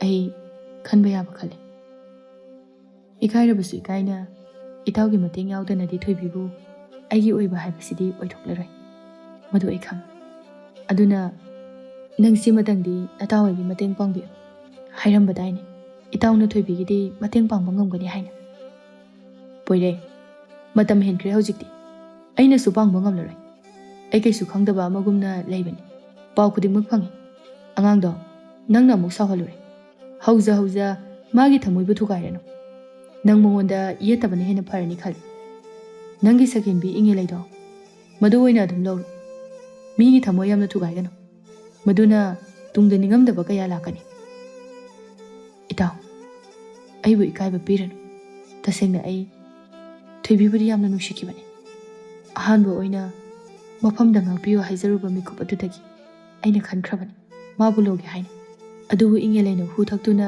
सिरनी हाइबदगी अइ मागा हंजनखि अदुदसु नतना का हेंबा वा कया हाइदुना अइबु किहलखि अदुबु अइना मागी वादुदा अकिबा पोक्ते अइना अकिबा पोक्ते हाइदुना याद्रबदि थोइबीदा अवाबा कया अमा तारकनि मदु खंगबना मसि पुमनम थोइबीगी खंदुना अइना तौखिबने अइना माबु नुसिदुना थोइबीबु मिराइरमबने मपाल थोंगदा मिराइरबसु माबु सिनबदि लेपखिदबने वारी से खंगदने माना अबु थमोइ यामना लोंग थमोइ चेतबा मी अमगुमना उदुना वारौदुना चटखिबने मसिगी वासे ꯊꯣꯏꯕꯤꯗ ꯍꯥꯏꯒꯦ ꯈꯟꯅ ꯑꯗꯨꯕꯨ ꯃꯍꯥꯛꯇꯤ ꯂꯝꯂꯥꯟꯕ ꯀꯅꯥꯒ ꯅꯨꯡꯁꯤ ꯆꯤꯂꯣꯛꯅꯗꯨꯅ ꯂꯩꯔꯝꯈꯤ ꯃꯔꯝ ꯑꯁꯤꯃꯛꯅ ꯋꯥꯐꯝꯁꯦ ꯂꯣꯏꯁꯤꯟꯗꯨꯅ ꯃꯥꯅ ꯏꯅꯥꯛꯇ ꯑꯔꯣꯏꯕ ꯑꯣꯏꯅ ꯂꯥꯛꯇꯨꯅ ꯍꯥꯏꯔꯝꯕ ꯋꯥꯍꯩꯁꯤꯡ ꯑꯗꯣ ꯆꯥꯛꯅ ꯈꯥꯡꯈꯤꯕꯅꯤ ꯑꯗꯨꯕꯨ ꯆꯤꯟꯕꯥꯜ ꯑꯁꯤꯅ ꯀꯔꯤꯒꯨꯝꯕ ꯑꯃꯠꯇ ꯍꯥꯏꯔꯔꯣꯏ ꯈꯟꯅ ꯋꯥ ꯉꯥꯡꯈꯤꯗꯦ ꯑꯗꯨꯕꯨ ꯃꯥꯅꯗꯤ ꯊꯃꯣꯏ ꯄꯥꯟꯗꯕ ꯑꯃꯒꯨꯝꯅ ꯑꯩꯕꯨ ꯎꯗꯨꯅ ꯆꯠꯈꯤ ꯆꯤꯡꯈꯩꯅ ꯏꯇꯥꯎ ꯅꯪꯕꯨ ꯃꯇꯝ ꯈꯔ ꯊꯣꯏꯕꯤꯒ ꯂꯣꯏꯅꯕꯗ ꯃꯥꯒꯤ ꯃꯒꯨꯟ ꯃꯆꯦꯠ ꯑꯃ ꯐꯥꯎꯕ ꯈꯪꯈꯤꯗꯕ ꯍꯧꯖꯤꯛ ꯐꯥꯎꯕ ꯑꯇꯣꯞꯄ ꯑꯃꯠꯇ ꯍꯟꯅ ꯌꯦꯡꯗꯦ ꯅꯪꯕꯨ ꯁꯣꯟꯗꯨꯅꯇ ꯂꯩꯔꯤ ꯆꯤꯟꯕꯥꯜ ꯊꯣꯡꯗ ꯅꯪꯕꯨ ꯊꯤꯅ ꯆꯩꯔꯕꯁꯨ ꯊꯃꯣꯏꯗꯗꯤ ꯅꯪꯒꯤ ꯃꯃꯤ ꯉꯥꯛꯇꯅꯤ ꯂꯥꯠꯂꯤꯕ ꯃꯇꯝꯗꯨꯗ ꯑꯩ ꯈꯪꯈꯤꯗꯦ ꯑꯗꯨꯕꯨ ꯀꯣꯟꯅ ꯊꯪꯗꯗꯤ ꯄꯨꯝꯅꯃꯛ ꯃꯤꯅꯝꯕꯅꯦ ꯍꯥꯏꯕ ꯈꯪꯉꯛꯈꯤ ꯃꯔꯝ ꯑꯁꯤ ꯈꯪꯗꯨꯅ ꯆꯥꯛꯅ ꯂꯩꯔꯛꯈꯤꯕꯅꯤ ꯑꯗꯨꯕꯨ ꯉꯁꯤꯗꯤ ꯃꯐꯝꯗ ꯋꯥꯁꯦ ꯍꯥꯏꯗꯣꯛꯏ ꯑꯗꯨꯕꯨ ꯑꯩꯁꯨ ꯄꯨꯝꯅꯃꯛ ꯃꯥꯒꯤꯗꯃꯛꯇ ꯈꯟꯗꯨꯅ ꯇꯧꯈꯤꯕꯅꯤ ꯄꯨꯝꯅꯃꯛ ꯃꯥꯅꯗꯤ ꯈꯪꯉꯝꯃꯣꯏꯀꯣ ꯊꯣꯏꯕꯤꯅ ꯏꯪꯉꯦꯂꯩꯅ ꯅꯨꯡꯉꯥꯏꯈꯤꯔꯣꯏ ꯍꯥꯏꯗꯨꯅ ꯅꯪꯅ ꯇꯣꯏꯅ ꯎꯅꯁꯤ ꯍꯥꯏꯔꯕꯁꯨ ꯌꯥꯈꯤꯗꯕꯅꯤ ꯆꯨꯝꯃꯤꯀꯣ ꯂꯝꯕꯤ ꯂꯝꯈꯥꯡꯗ ꯅꯪꯒ ꯆꯠꯃꯤꯟꯅꯗꯅꯕ ꯌꯥꯝꯅ ꯀꯟꯅ ꯍꯣꯠꯅꯩ ꯑꯗꯨꯅ ꯃꯥꯅ ꯅꯪꯕꯨ ꯍꯩꯅꯗꯕ ꯃꯤꯔꯥꯏꯕꯅꯤ ꯍꯥꯏꯅ ꯈꯜꯂꯕꯗꯤ ꯂꯥꯟꯒꯅꯤ ꯄꯥꯝꯕꯅꯤ ꯃꯥꯁꯨ ꯅꯪꯒ ꯅꯨꯡꯁꯤ ꯆꯥꯟꯅꯅ ꯂꯣꯏꯅꯕ ꯆꯠꯃꯤꯟꯅꯕꯁꯨ ꯑꯗꯨꯕꯨ ꯏꯪꯉꯦꯂꯩꯅ ꯎꯈ꯭ꯔꯒ ꯊꯃꯣꯏ ꯀꯥꯏꯒꯅꯤ ꯈꯟꯗꯨꯅ ꯏꯆꯜ ꯃꯥꯅꯗꯤ ꯐꯅ ꯅꯨꯡꯁꯤꯔꯕꯁꯨ ꯃꯥꯒꯤ ꯅꯨꯡꯁꯤꯕꯕꯨ ꯀꯠꯊꯣꯛꯂꯒꯦ ꯐꯥꯎꯕ ꯈꯟꯖꯈꯤꯕꯅꯤ ꯃꯗꯨꯃꯛꯅ ꯅꯐꯝꯗ ꯏꯪꯉꯦꯂꯩꯒꯤ ꯑꯌꯦꯛꯄ ꯁꯛꯇꯝ ꯃꯥꯒꯤ ꯋꯥꯔꯤ ꯀꯌꯥ ꯂꯤꯗꯨꯅ ꯃꯥꯒꯤ ꯑꯋꯥꯕꯕꯨ ꯎꯗꯨꯅ ꯅꯐꯝꯗ ꯇꯠꯇꯅ ꯋꯥ ꯍꯧꯗꯣꯛꯈꯤ ꯑꯗꯨꯕꯨ ꯅꯪꯒꯤ ꯊꯃꯣꯏꯗ ꯏꯪꯉꯦꯂꯩ ꯄꯥꯝꯕꯒꯤ ꯏꯍꯨꯜ ꯑꯗꯣ ꯎꯔꯛꯇ꯭ꯔꯕꯗ ꯍꯥꯏꯈꯤ ꯃꯍꯥꯛ ꯍꯥꯏꯅꯤꯡꯗ ꯅꯪꯕꯨ ꯅꯨꯄꯤ ꯑꯅꯤ ꯂꯣꯟꯅꯣ ꯍꯥꯏꯅ ꯐꯥꯎ ꯆꯤꯡꯈꯩꯅ ꯑꯗꯨ ꯌꯧꯅ ꯈꯪꯗꯨꯅ ꯂꯩꯔꯝꯕ ꯑꯗꯨꯗ ꯉꯛꯅ ꯌꯦꯡꯉꯤ ꯃꯈꯥ ꯀꯔꯤ ꯍꯥꯏꯔꯛꯄ ꯍꯥꯏꯅ ꯊꯃꯣꯏ ꯑꯗꯨ ꯅꯤꯛ ꯅꯤꯛ ꯂꯥꯎꯕ ꯃꯈꯩ ꯀꯅꯥꯅꯁꯨ ꯄꯥꯝꯗꯦ ꯅꯨꯄꯤ ꯑꯅꯤ ꯂꯣꯟꯕ ꯃꯥꯒꯤ ꯅꯨꯡꯁꯤꯕꯕꯨ ꯌꯦꯟꯅꯕ ꯑꯗꯨꯕꯨ ꯅꯪꯅ ꯏꯆꯜ ꯑꯗꯨꯅ ꯋꯥꯐꯝ ꯑꯗꯨ ꯍꯧꯗꯣꯛꯈꯤꯕꯒꯤ ꯃꯔꯝꯗꯤ ꯏꯪꯉꯦꯂꯩ ꯃꯥꯒꯤ ꯅꯤꯡꯕꯁꯨ ꯊꯨꯡꯖꯅꯕ ꯑꯗꯨꯒ ꯊꯃꯣꯏ ꯃꯥꯒꯤꯁꯨ ꯅꯤꯡꯕ ꯊꯨꯡꯖꯅꯕꯒꯤꯗꯃꯛꯇ ꯍꯥꯏꯈꯤꯕꯅꯤ ꯑꯗꯨꯕꯨ ꯅꯪꯅ ꯑꯥꯇ꯭ꯔꯈꯪꯗ ꯉꯥꯡꯕꯤꯈꯤꯕꯅꯤ ꯄꯣꯏꯔꯩ ꯍꯧꯖꯤꯛꯇꯤ ꯒ꯭ꯌꯥꯟ ꯂꯣꯏꯅ ꯇꯥꯔꯛꯂꯦ ꯃꯇꯝ ꯆꯨꯞꯄꯗ ꯏꯀꯥꯏꯕ ꯁꯥꯗꯨꯅ ꯃꯃꯥꯡꯗ ꯃꯥꯕꯨ ꯂꯩꯊꯣꯛꯇꯨꯅ ꯆꯠꯈꯤꯕꯁꯤꯡ ꯑꯗꯨ ꯃꯗꯨ ꯄꯨꯝꯅꯃꯛꯁꯤꯡ ꯑꯗꯨ ꯂꯝꯂꯥꯟꯕꯤ ꯅꯥꯄꯜ ꯆꯥꯎꯕꯤ ꯃꯥꯒꯤꯗꯃꯛꯇꯅꯤ ꯈꯜꯂꯨꯔꯕꯗ ꯊꯃꯣꯏ ꯑꯗꯨ ꯁꯥꯊꯤꯅ ꯀꯥꯏꯔꯤ ꯊꯣꯏꯕꯤ ꯃꯥꯒꯤ ꯊꯃꯣꯏ ꯑꯁꯨꯛ ꯆꯥꯎꯕ꯭ꯔꯥ ꯍꯥꯏꯅ ꯈꯜꯂꯛꯏ ꯍꯧꯖꯤꯛꯇꯗ ꯅꯤꯡꯉꯝꯗꯕꯅ ꯃꯁꯥ ꯄꯨꯝꯕ ꯆꯦꯈꯥꯏꯔꯛꯂꯤ ꯑꯗꯨꯕꯨ ꯅꯨꯡꯁꯤꯈꯤꯗꯕꯗꯤ ꯅꯠꯇꯦ ꯇꯝꯁꯤꯟꯕꯤꯔꯛꯈꯤꯕꯅꯤ ꯃꯤꯅ ꯄꯥꯎ ꯍꯦꯟꯅ ꯆꯤꯡꯈꯩꯅ ꯍꯧꯖꯤꯛꯇꯤ ꯄꯨꯝꯅꯃꯛ ꯍꯧꯈ꯭ꯔꯕꯗꯤ ꯍꯧꯈ꯭ꯔꯦ ꯃꯍꯥꯛꯇꯣ ꯍꯧꯖꯤꯛꯇꯤ ꯂꯥꯏꯕꯛ ꯐꯕꯤ ꯑꯣꯏꯔꯅꯤ ꯋꯥꯡꯊꯣꯏꯅꯁꯨ ꯃꯥꯕꯨ ꯊꯃꯣꯏ ꯁꯦꯡꯅ ꯅꯨꯡꯁꯤꯖꯩ ꯍꯥꯏꯕ ꯈꯪꯉꯤ ꯑꯗꯨꯒ ꯑꯃꯅ ꯊꯣꯏꯕꯤꯅ ꯄꯥꯝꯕ ꯒꯨꯜ ꯈꯨꯗꯤꯡꯃꯛ ꯆꯦꯟꯕꯅꯤ ꯋꯥꯡꯊꯣꯏꯗꯗꯤ ꯑꯗꯨꯅ ꯁꯣꯏꯗꯅ ꯊꯣꯏꯕꯤꯒꯤ ꯊꯃꯣꯏꯅ ꯌꯥꯅꯤꯡꯒꯅꯤ ꯈꯪꯉꯤ ꯋꯥꯡꯊꯣꯏꯒ ꯊꯣꯏꯕꯤꯒ ꯊꯨꯡꯅꯍꯜꯂꯁꯤ ꯍꯥꯏꯕꯁꯦ ꯊꯣꯏꯅꯨ ꯏꯕꯥꯅꯤꯒꯤ ꯐꯤꯔꯦꯞꯅꯤ ꯀꯔꯤ ꯍꯥꯏꯕ ꯋꯥꯡꯊꯣꯏꯅ ꯃꯇꯧ ꯀꯔꯝꯅ ꯃꯥꯗꯤ ꯊꯣꯏꯕꯤꯕꯨ ꯁꯛ ꯈꯪꯉꯝꯃꯤꯕ ꯅꯍꯥꯟ ꯊꯣꯏꯅꯨ ꯂꯧꯕ ꯆꯠꯄꯗ ꯊꯦꯡꯅꯈꯤꯕꯅꯤ ꯑꯗꯨꯗ ꯈꯪꯗꯦ ꯊꯣꯏꯕꯤꯗꯤ ꯑꯩꯒꯤꯅꯤ ꯃꯤꯠꯅ ꯐꯥꯎꯕ ꯍꯪꯒꯠꯅ ꯌꯦꯡꯕ ꯐꯥꯎ ꯃꯨꯠꯆꯅ ꯊꯝꯖꯕꯅꯤ ꯀꯅꯥꯒꯤꯁꯨ ꯑꯣꯏꯕ ꯌꯥꯔꯣꯏ ꯉꯁꯥꯏ ꯃꯈꯩ ꯂꯨꯝꯗꯨꯅ ꯇꯥꯔꯝꯕ ꯊꯣꯏꯅꯨ ꯊꯣꯔꯛꯇꯨꯅ ꯍꯥꯏꯔꯛꯏ ꯉꯁꯤꯗꯤ ꯁꯥꯎꯅꯤꯡꯕ ꯁꯛꯐꯝꯗ ꯇꯥꯄꯣꯏꯔꯦ ꯅꯍꯥꯟ ꯃꯈꯩꯅ ꯏꯇꯥꯗ ꯃꯩꯅꯨꯡꯒꯤ ꯀꯣꯝꯗ ꯂꯪꯁꯤꯟꯕꯤꯔꯝꯗꯨꯅ ꯁꯤꯖꯔꯁꯅꯨ ꯍꯥꯏꯗꯨꯅ ꯊꯝꯕꯤꯔꯝꯕꯗꯣ ꯌꯥꯝ ꯋꯥꯅ ꯀꯣꯝꯕꯗꯨꯗꯒꯤ ꯀꯥꯈꯠꯂꯛꯇꯨꯅ ꯍꯧꯖꯤꯛ ꯌꯥꯝꯅ ꯐꯤꯕꯝ ꯁꯣꯛꯄ ꯃꯑꯣꯡ ꯑꯃꯗ ꯍꯤꯡꯖꯔꯤꯕꯅꯤ ꯑꯃꯨꯛ ꯃꯩꯆꯥꯛ ꯍꯥꯞꯄꯤꯒꯦ ꯈꯟꯒꯅꯨ ꯏꯇꯥꯗꯣ ꯅꯨꯡꯁꯤꯕꯗ ꯐꯥꯒꯤ ꯇꯧꯕ ꯌꯥꯗꯕꯅꯤ ꯌꯥꯝꯅ ꯆꯝꯖꯕꯅꯤ ꯁꯣꯟꯖꯕꯅꯤ ꯑꯄꯪꯕꯤ ꯏꯇꯥꯅꯤ ꯅꯨꯡꯁꯤ ꯂꯝꯕꯤꯗꯗꯤ ꯑꯗꯨꯅ ꯇꯥꯄꯣꯏꯔꯩ ꯍꯣꯏꯒꯨꯝꯕ ꯊꯃꯣꯏ ꯌꯥꯝꯅ ꯂꯣꯡꯕ ꯃꯤꯒ ꯄꯥꯕ ꯄꯛꯆꯔꯔꯣꯏ ꯏꯇꯥꯗꯣ ꯁꯛꯁꯨ ꯊꯤꯖꯕꯅꯤ ꯑꯗꯨꯅ ꯑꯇꯣꯞꯄ ꯐꯖꯕꯤ ꯇꯥꯄꯣꯏꯔꯩꯒ ꯆꯥꯟꯅꯖꯕꯤ ꯑꯃ ꯌꯦꯡꯕꯤꯔꯣ ꯃꯗꯨꯒꯤ ꯃꯇꯦꯡ ꯑꯗꯨꯗꯤ ꯄꯥꯡꯕ ꯉꯝꯖꯔꯔꯣꯏ ꯏꯇꯥꯕꯨ ꯃꯩꯅꯨꯡꯗ ꯂꯪꯁꯤꯟꯕꯗꯣ ꯑꯩꯈꯣꯏꯗꯤ ꯌꯥꯎꯕ ꯉꯝꯖꯔꯣꯏ ꯑꯗꯨꯒ ꯑꯩꯅꯁꯨ ꯌꯥꯔꯣꯏ ꯑꯗꯨꯒ ꯑꯃꯅ ꯇꯥꯄꯣꯏꯔꯩꯕꯨ ꯄꯟꯕꯗ ꯏꯇꯥꯗꯣ ꯌꯥꯝ ꯁꯥꯎꯕꯅꯤ ꯄꯟꯕ ꯌꯥꯗꯕꯅꯤ ꯏꯇꯥꯅ ꯑꯗꯨꯅ ꯑꯃꯨꯛ ꯍꯟꯅ ꯅꯛꯁꯤꯟꯅꯕ ꯌꯥꯒꯅꯤ ꯍꯥꯏꯕ ꯑꯩꯗꯤ ꯊꯥꯖꯗ꯭ꯔꯦ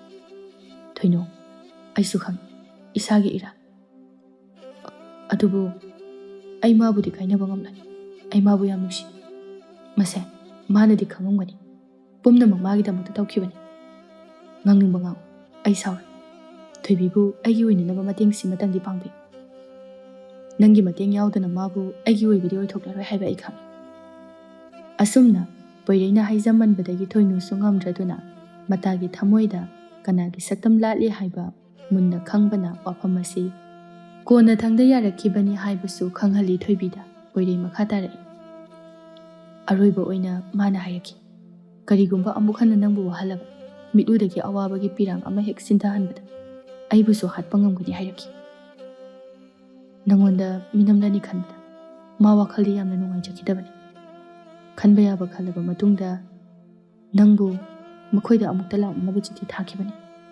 ꯑꯗꯨꯕꯨ ꯅꯪꯅ ꯑꯩꯈꯣꯏꯒꯤ ꯌꯨꯝ ꯈꯪꯈꯤꯕꯅ ꯁꯤꯟꯅꯔꯝꯕ ꯊꯧꯔꯥꯡ ꯄꯨꯝꯕ ꯀꯥꯏꯈꯤꯕꯅꯤ ꯃꯁꯤꯒꯤ ꯃꯌꯥꯝꯁꯤꯒꯤꯗꯃꯛꯇ ꯅꯪ ꯑꯩꯕꯨ ꯉꯥꯛꯄꯤꯌꯨ ꯅꯪꯕꯨ ꯅꯨꯡꯁꯤ ꯍꯥꯏꯕꯁꯦ ꯈꯪꯍꯟꯅꯤꯡꯕ ꯅꯪꯕꯨ ꯃꯤꯒꯤ ꯑꯣꯏꯈꯤꯒꯗ꯭ꯔꯥ ꯈꯟꯕꯗꯒꯤ ꯊꯕꯛ ꯑꯁꯤ ꯇꯧꯈꯤꯕꯅꯤ ꯍꯧꯖꯤꯛꯇꯤ ꯈꯪꯂꯦ ꯀꯔꯤ ꯃꯔꯝꯒꯤ ꯋꯥꯡꯊꯣꯏ ꯃꯥꯕꯨ ꯄꯣꯏꯔꯩ ꯃꯥꯅ ꯑꯗꯨꯛ ꯊꯤꯅ ꯐꯨꯔꯤꯕ ꯍꯥꯏꯕꯗꯣ ꯑꯗꯨꯕꯨ ꯃꯔꯝ ꯆꯥꯕꯗꯤ ꯋꯥꯠꯂꯤ ꯂꯩꯔꯤꯕ꯭ꯔꯥ ꯃꯔꯝ ꯑꯇꯣꯞꯄ ꯃꯗꯨꯗꯤ ꯄꯣꯏꯔꯩ ꯃꯥꯇꯅ ꯈꯪꯒꯅꯤ ꯊꯣꯏꯕꯤ ꯍꯧꯖꯤꯛꯇꯪꯗ ꯀꯞꯂꯤ ꯀꯞꯂꯤ ꯇꯧꯔꯒ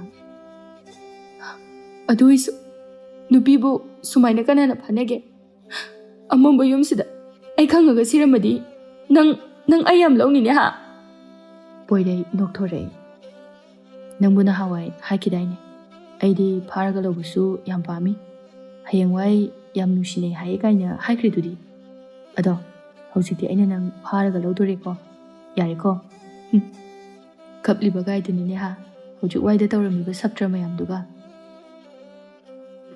ꯁꯨꯃꯥꯏꯅ ꯐꯥꯔꯒ ꯂꯧꯕ ꯍꯥꯏꯕꯁꯨ ꯅꯠꯇꯅ ꯑꯩꯗꯤ ꯐꯥꯕ ꯍꯥꯏꯕꯁꯤꯗꯤꯅꯦ ꯂꯣꯟꯅ ꯇꯧꯒꯗꯕ ꯑꯄꯪꯕꯤ ꯑꯃꯕꯨ ꯑꯣꯏꯔꯣ ꯑꯃꯕꯨ ꯑꯣꯏꯔꯣ ꯍꯧꯖꯤꯛꯇꯤ ꯑꯩꯅ ꯅꯪ ꯐꯥꯔꯦ ꯅꯪꯒꯤ ꯑꯄꯥꯝꯕ ꯑꯗꯨꯃꯛ ꯑꯩꯅ ꯇꯧꯔꯤꯁꯤ ꯑꯗꯨꯏꯁꯨ ꯅꯪꯗꯤ ꯍꯅꯨꯔꯦ ꯃꯤ ꯑꯩꯗꯤ ꯄꯥꯈꯪ ꯃꯆꯥꯅ ꯍꯥꯏꯕꯅꯤ ꯏꯍꯦ ꯑꯩꯕꯨ ꯀꯌꯥꯝ ꯑꯍꯜ ꯑꯣꯏꯔꯒꯦꯅꯦ ꯅꯪꯅ ꯍꯅꯨꯕꯅ ꯍꯦꯛ ꯍꯦꯛ ꯀꯧꯔꯤꯁꯦ ꯑꯗꯨꯒ ꯑꯃꯅ ꯅꯪ ꯉꯥꯏꯕꯗ ꯅꯠꯇ꯭ꯔꯣ ꯑꯩꯅ ꯍꯅꯨꯈ꯭ꯔꯤꯁꯦ ꯅꯠꯇꯦ ꯆꯣ ꯑꯩꯉꯣꯟꯗꯒ ꯏꯔꯥꯜ ꯁꯤꯕꯤꯔꯛꯀꯅꯨ ꯅꯪꯅ ꯅꯃꯤꯠ ꯌꯥꯝꯈꯩ ꯌꯥꯝꯃꯨꯔꯒ ꯍꯧꯖꯤꯛꯁꯨ ꯅꯪꯒꯤ ꯅꯨꯄꯤ ꯃꯌꯥꯝꯗꯨꯒ ꯑꯩꯅꯦ ꯃꯁꯝ ꯐꯣꯏꯈ꯭ꯔꯗꯤ ꯀꯃꯥꯏ ꯇꯧꯅꯤ ꯐꯣꯏꯈ꯭ꯔꯗꯤ ꯐꯣꯏꯈ꯭ꯔꯦꯗꯅ ꯀꯩꯗꯧꯅꯤ ꯑꯗꯨꯗꯅꯦ ꯑꯩꯅ ꯗꯨꯔꯕꯥꯁꯥ ꯔꯥꯕꯣꯟꯒꯤ ꯃꯀꯣꯛ ꯄꯥꯟꯕꯅ ꯍꯥꯏꯔꯛꯇꯣꯏꯁꯦ ꯑꯦ ꯀꯩ ꯍꯥꯏꯕ ꯑꯗꯨꯗꯤ ꯗꯨꯔꯕꯥꯁꯥꯁꯨ ꯍꯥꯏꯕ ꯔꯥꯕꯣꯟꯒꯤ ꯃꯀꯣꯛ 10 ꯄꯥꯟꯕꯁꯨ ꯍꯥꯏꯕ ꯑꯗꯨꯁꯨ ꯐꯠꯇꯕ ꯉꯥꯛꯇ ꯅꯪꯕꯨ ꯐꯕ꯭ꯔꯥ ꯀꯌꯥꯝ ꯐꯠꯇ꯭ꯔꯒꯦꯅꯦ ꯑꯩꯕꯣ ꯈꯪꯗꯦ ꯑꯝꯇ ꯀꯩꯒꯤꯅꯣ ꯈꯪꯉꯨꯍꯦ ꯌꯥꯔꯣꯏ ꯊꯣꯏꯕꯤ ꯄꯣꯏꯔꯩꯒꯤ ꯃꯀꯣꯛꯇ ꯀꯛꯁꯤ ꯀꯣꯛ ꯂꯥꯎꯅ ꯍꯛꯇꯨꯅ ꯇꯨ ꯁꯤꯅꯤ ꯁꯤ ꯑꯣꯏꯗꯤ ꯐꯔꯝꯃꯅꯤ ꯅꯪ ꯑꯁꯨꯝꯅ ꯃꯇꯝ ꯑꯗꯨ ꯀꯌꯥ ꯀꯟꯅ ꯊꯦꯡꯖꯤꯟꯗ꯭ꯔꯤꯉꯩꯗ ꯊꯣꯏꯕꯤꯕꯨ ꯄꯨꯗꯨꯅ ꯃꯌꯨꯝ ꯇꯝꯅ ꯂꯥꯛꯂꯦ ꯊꯣꯏꯕꯤ ꯃꯥꯁꯨ ꯏꯀꯥꯏꯅ ꯅꯨꯄꯥ ꯃꯥꯒꯤ ꯃꯇꯨꯡ ꯏꯟꯗꯨꯅ ꯂꯥꯛꯏ ꯄꯣꯏꯔꯩ ꯃꯃꯥꯕꯨ ꯀꯧꯔꯛꯏ ꯇꯝꯐꯥ ꯉꯥꯏꯗꯨꯅ ꯂꯩꯔꯝꯕꯒꯨꯝ ꯍꯦꯛ ꯀꯧꯕꯒ ꯊꯣꯔꯛꯏ ꯑꯆꯧꯕ ꯅꯣꯏꯁꯦ ꯉꯥꯡꯕ ꯁꯛꯄ ꯑꯃꯠꯇ ꯂꯧꯗꯦꯕꯣ ꯈꯔ ꯉꯟꯅ ꯍꯜꯂꯛꯑꯣ ꯍꯥꯏꯕꯁꯨ ꯇꯥꯗꯦ ꯅꯠꯇꯦ ꯅꯪꯕꯨ ꯀꯗꯥꯏꯗ ꯂꯩꯔꯨꯒꯦꯕ ꯉꯁꯥꯏ ꯃꯈꯩ ꯄꯣꯏꯔꯩ ꯃꯀꯣꯛ ꯍꯣꯠꯇꯨꯅ ꯏꯃꯥ ꯀꯩꯅꯣ ꯃꯤ ꯌꯥꯎꯔꯛꯏ ꯋꯥꯗꯨ ꯈꯔ ꯌꯦꯡꯉꯒ ꯉꯥꯡꯉꯨ ꯇꯝꯐꯥ ꯃꯃꯤꯠꯅ ꯑꯀꯣꯏꯕꯗꯨꯗ ꯌꯦꯡꯗꯨꯅ ꯀꯗꯥꯏꯗꯒꯤ ꯃꯤꯅೋ ꯑꯊꯦꯡꯕ ꯑꯍꯤꯡꯁꯤꯗ ꯅꯠꯇꯦ ꯅꯪꯕꯨ ꯂꯥꯏꯒ ꯑꯣꯛꯅꯔꯕ꯭ꯔꯥ ꯃꯤ ꯑꯃꯝ ꯑꯊꯦꯡꯁꯤꯗ ꯑꯁ ꯇꯥꯅꯤꯡꯗꯦꯀꯣ ꯏꯃꯥ ꯇꯨꯡꯗ ꯌꯦꯡꯉꯨ ꯀꯅꯥꯅꯣ ꯌꯥꯎꯔꯛꯏꯗꯣ ꯌꯦꯡꯉꯨ ꯍꯩ ꯅꯪꯕꯨ ꯉꯥꯎꯔꯕꯣ ꯀꯅꯥꯅꯣ ꯅꯪꯒꯤ ꯇꯨꯡꯗꯗꯤ ꯀꯅꯥꯝꯇ ꯂꯩꯇꯦ ꯃꯤ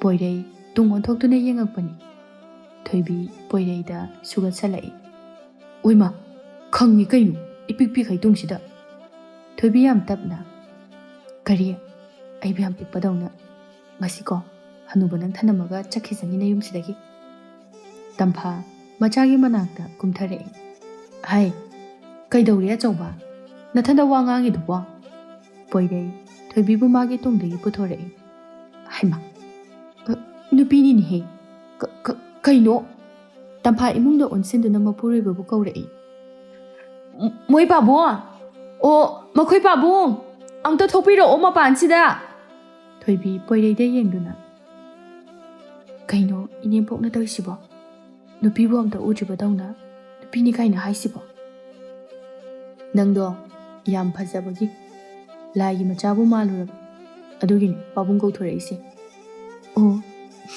ꯑꯗꯨꯏ ꯑꯣꯏꯔꯦ ꯃꯁꯝꯗꯣ ꯑꯃꯨꯛ ꯏꯀꯥꯏꯅ ꯃꯅꯥꯗ ꯌꯦꯞꯁꯤꯜꯂꯤ ꯍꯥꯏ ꯃꯃꯥ ꯀꯩꯗꯧꯔꯦ ꯍꯥꯏꯕꯅꯣꯅꯦ ꯊꯣꯏꯕꯤ ꯃꯥꯕꯨ ꯎꯕꯗ ꯌꯥꯏꯃ ꯒ꯭ꯌꯥꯟ ꯇꯥꯈ꯭ꯔꯦ ꯍꯩꯃ ꯑꯁꯤꯗꯤ ꯏꯃꯧꯅꯤꯗꯅ ꯇꯝꯐꯥ ꯉꯛꯂꯞꯅ ꯀꯔꯤ ꯏꯃꯧꯅꯤ ꯍꯥꯏꯕ ꯊꯣꯏꯕꯤ ꯃꯥꯡꯒꯣꯟ ꯀꯥꯈꯠꯂꯛꯇꯨꯅ ꯃꯅꯦꯝ ꯃꯀꯨꯕꯨ ꯈꯨꯔꯨꯝꯖꯩ ꯏꯃꯥ ꯕꯕꯥ ꯅꯃꯧꯕꯨ ꯂꯧꯁꯤꯟꯕꯤꯌꯨ ꯅꯃꯧꯗꯤ ꯑꯉꯥꯡ ꯌꯥꯝ ꯑꯣꯏꯖꯩ ꯅꯈꯣꯏꯒꯤ ꯍꯅꯨꯕꯅ ꯑꯩꯕꯨ ꯐꯥꯔꯒ ꯂꯧꯕꯤꯕꯅꯤ ꯀꯔꯤꯒꯨꯝꯕ ꯈꯪꯗ ꯍꯩꯇ ꯑꯁꯣꯏ ꯑꯔꯥꯟ ꯌꯥꯎꯔꯛꯂꯕꯁꯨ ꯏꯃꯥꯅ ꯅꯆꯥ ꯅꯤꯉꯣꯜꯃꯛꯅꯤ ꯈꯟꯗꯨꯅ ꯇꯥꯛꯄꯤ ꯇꯝꯕꯤꯌꯨ ꯅꯃꯧꯁꯨ ꯏꯃꯥ ꯕꯕꯥꯕꯨ ꯑꯩꯒꯤ ꯍꯦꯛ ꯄꯣꯛꯄ ꯏꯃꯥ ꯕꯕꯥꯃꯛꯅꯤ ꯍꯥꯏꯅ ꯁꯦꯕꯥ ꯇꯧꯖꯒꯦ ꯇꯝꯐꯥꯅ ꯃꯃꯧꯕꯨ ꯍꯧꯒꯠꯄꯤꯗꯨꯅ ꯌꯥꯔꯦ ꯌꯥꯔꯦ ꯏꯃꯧꯕꯨ ꯏꯃꯥꯅ ꯂꯧꯁꯤꯜꯂꯕꯅꯤ ꯁꯥꯒꯩ ꯑꯁꯤꯒꯤ ꯃꯧ ꯑꯣꯏꯕ ꯌꯥꯕꯒꯤ ꯑꯌꯥꯕꯗꯣ ꯏꯃꯥꯅ ꯄꯤꯔꯕꯅꯤ ꯍꯧꯖꯤꯛꯀꯤꯗꯨꯕꯨ ꯏꯆꯥ ꯅꯨꯄꯥꯅ ꯏꯃꯧꯕꯨ ꯐꯥꯔꯤꯕꯅꯤ ꯍꯥꯏꯕ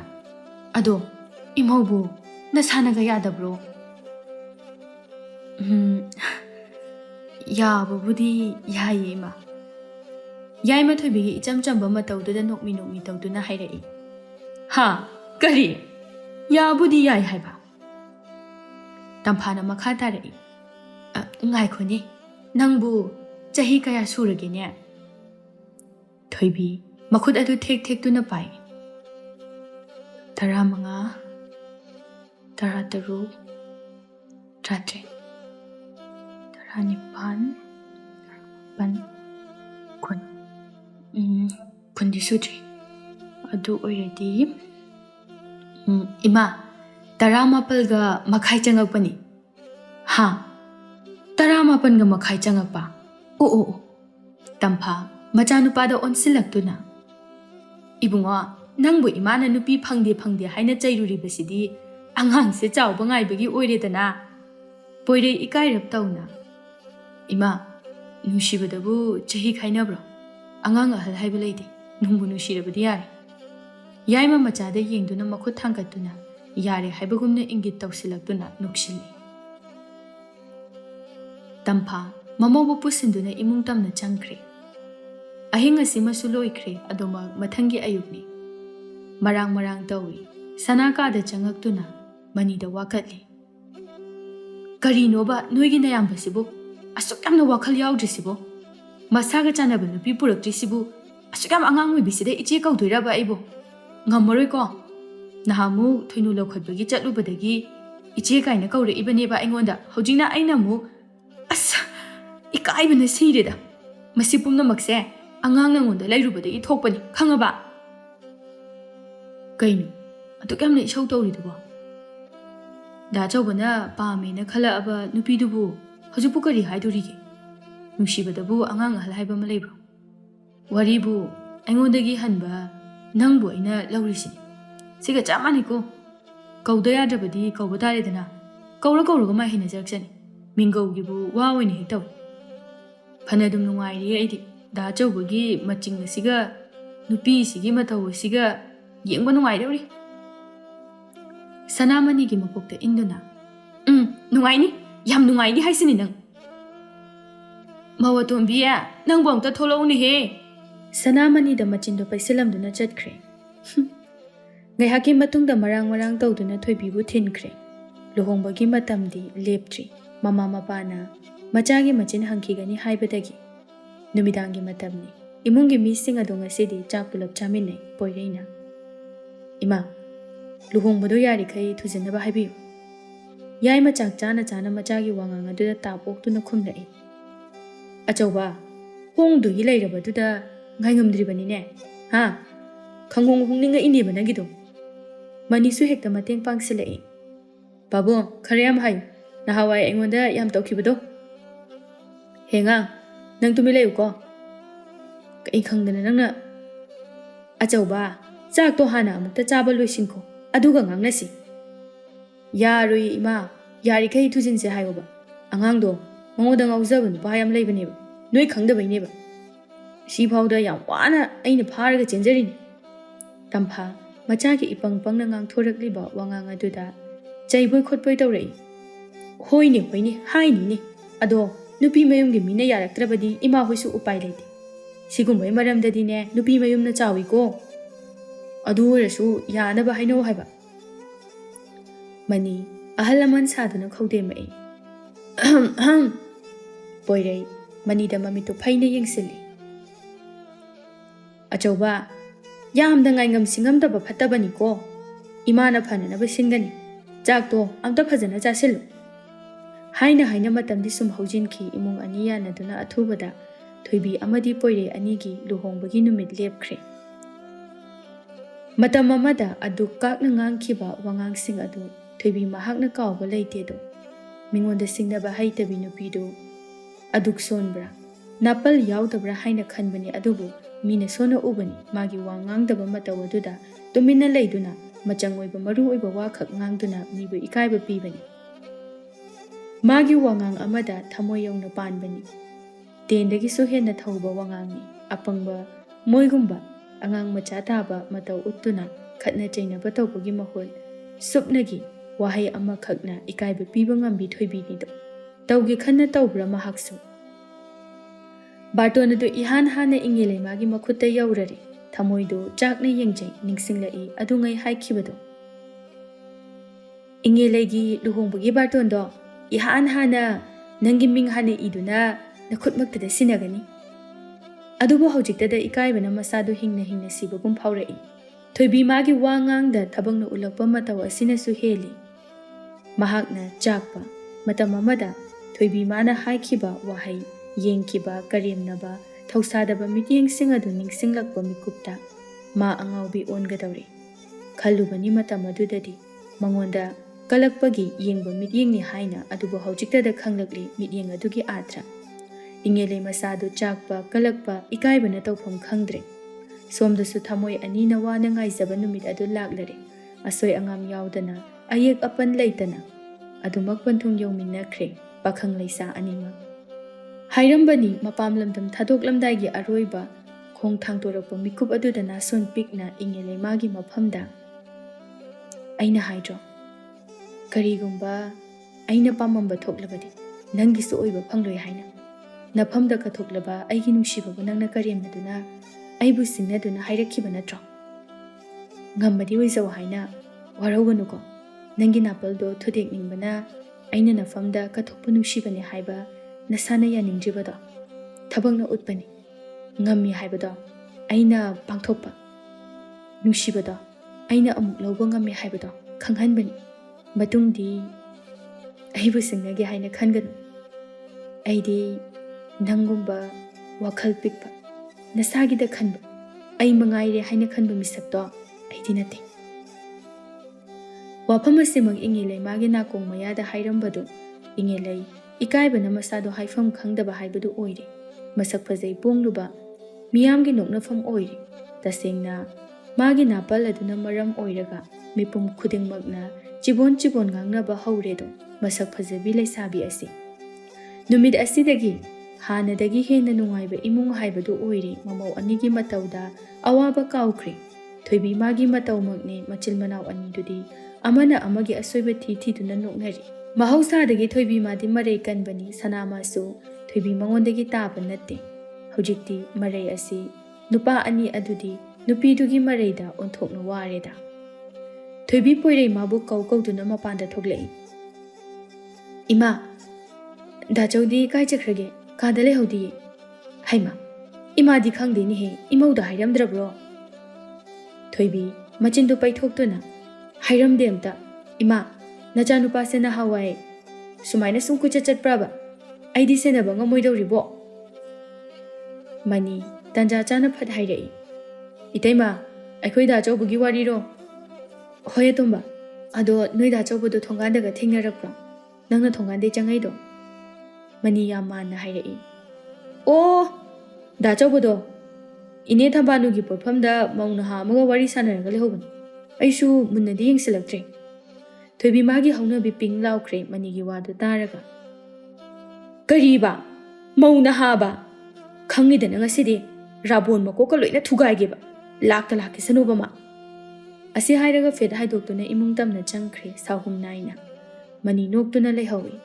Tampha ꯃꯆꯥꯒꯤ ꯃꯇꯧꯗ ꯆꯤꯡꯅꯔꯗꯨꯅ ꯑꯇꯣꯝꯕ ꯅꯪꯅ ꯍꯥꯏꯔꯤꯕꯗꯨꯕꯨ ꯀꯔꯤꯅꯣ ꯍꯣꯔꯦꯟ ꯅꯌꯥꯝꯕ ꯂꯥꯛꯂꯒ ꯑꯃꯨꯛ ꯈꯠꯅꯔꯅꯤ ꯇꯧꯔꯤꯁꯤ ꯅꯈꯣꯏ ꯅꯆꯤꯟ ꯅꯅꯥꯎꯗꯤ ꯑꯗꯨꯃꯥꯏꯅ ꯁꯨꯝ ꯇꯧꯅꯗꯅ ꯂꯩꯔꯕꯅꯤ ꯅꯇꯩꯃ ꯑꯁꯦ ꯑꯉꯥꯡ ꯑꯣꯏꯔꯤ ꯃꯇꯤꯛ ꯁꯥꯟꯅꯕꯗꯣ ꯇꯧꯅꯨꯅꯦ ꯏꯃꯥ ꯗꯥ ꯑꯆꯧꯕꯅ ꯇꯧꯈ꯭ꯔꯤꯕ ꯃꯌꯥꯝꯗꯨꯒꯤꯗꯤ ꯑꯩꯒꯤꯁꯦ ꯍꯧꯗ ꯉꯥꯏꯔꯤꯕꯅꯤ ꯍꯣꯔꯦꯟꯗꯤ ꯅꯨꯡꯉꯥꯏꯗꯧꯔꯤꯗꯅ ꯋꯥꯐꯝ ꯑꯁꯦ ꯍꯥꯏꯔꯝꯗꯨꯅ ꯋꯥꯈꯜ ꯅꯨꯡꯉꯥꯏꯅ ꯃꯥꯒꯤ ꯀꯥ ꯇꯝꯅ ꯆꯪꯈ꯭ꯔꯦ ꯃꯍꯥꯛꯁꯨ ꯑꯊꯣꯛꯄ ꯃꯆꯤꯟ ꯃꯅꯥꯎꯅꯤꯗꯀꯣ ꯇꯝꯐꯥꯁꯨ ꯃꯆꯤꯟꯗ ꯑꯁꯨꯝꯅ ꯁꯣꯟꯗꯨꯅ ꯂꯩꯍꯧꯏ ꯁꯅꯥꯅ ꯀꯥꯏ ꯆꯠꯂꯨꯕ ꯃꯅꯤ ꯑꯗꯨꯃꯛ ꯅꯣꯛꯃꯤ ꯅꯣꯛꯃꯤ ꯇꯧꯗꯨꯅ ꯈꯨꯝꯂꯛꯏ ꯋꯥꯡꯊꯣꯏ ꯍꯣꯏꯗ ꯆꯠꯂꯨꯕꯅꯤ ꯀꯩꯗꯧꯔꯒꯦ ꯄꯣꯝꯃꯒ ꯂꯩꯔꯝꯃꯤꯗꯨꯅ ꯁꯅꯥ ꯈꯣꯟꯖꯦꯜ ꯑꯗꯨ ꯈꯤꯇꯪ ꯀꯜꯂꯞꯅ ꯍꯥꯏꯔꯛꯏ ꯅꯆꯤꯟꯗꯣ ꯈꯤꯊꯤꯅꯣ ꯁꯦꯡꯅ ꯈꯨꯝꯃꯨ ꯀꯗꯥꯏꯗꯅꯣꯕ ꯅꯪꯅ ꯍꯦꯛ ꯍꯦꯛ ꯆꯠꯂꯤꯕꯗꯣ ꯑꯦ ꯀꯩꯅꯣ ꯅꯪꯅ ꯑꯃꯨꯛ ꯇꯧꯈꯠꯂꯛꯏꯁꯤꯅ ꯋꯥꯈꯜ ꯅꯨꯡꯉꯥꯏꯅꯒ ꯂꯥꯛꯄꯅꯦ ꯂꯣꯏ ꯀꯥꯏꯔꯦ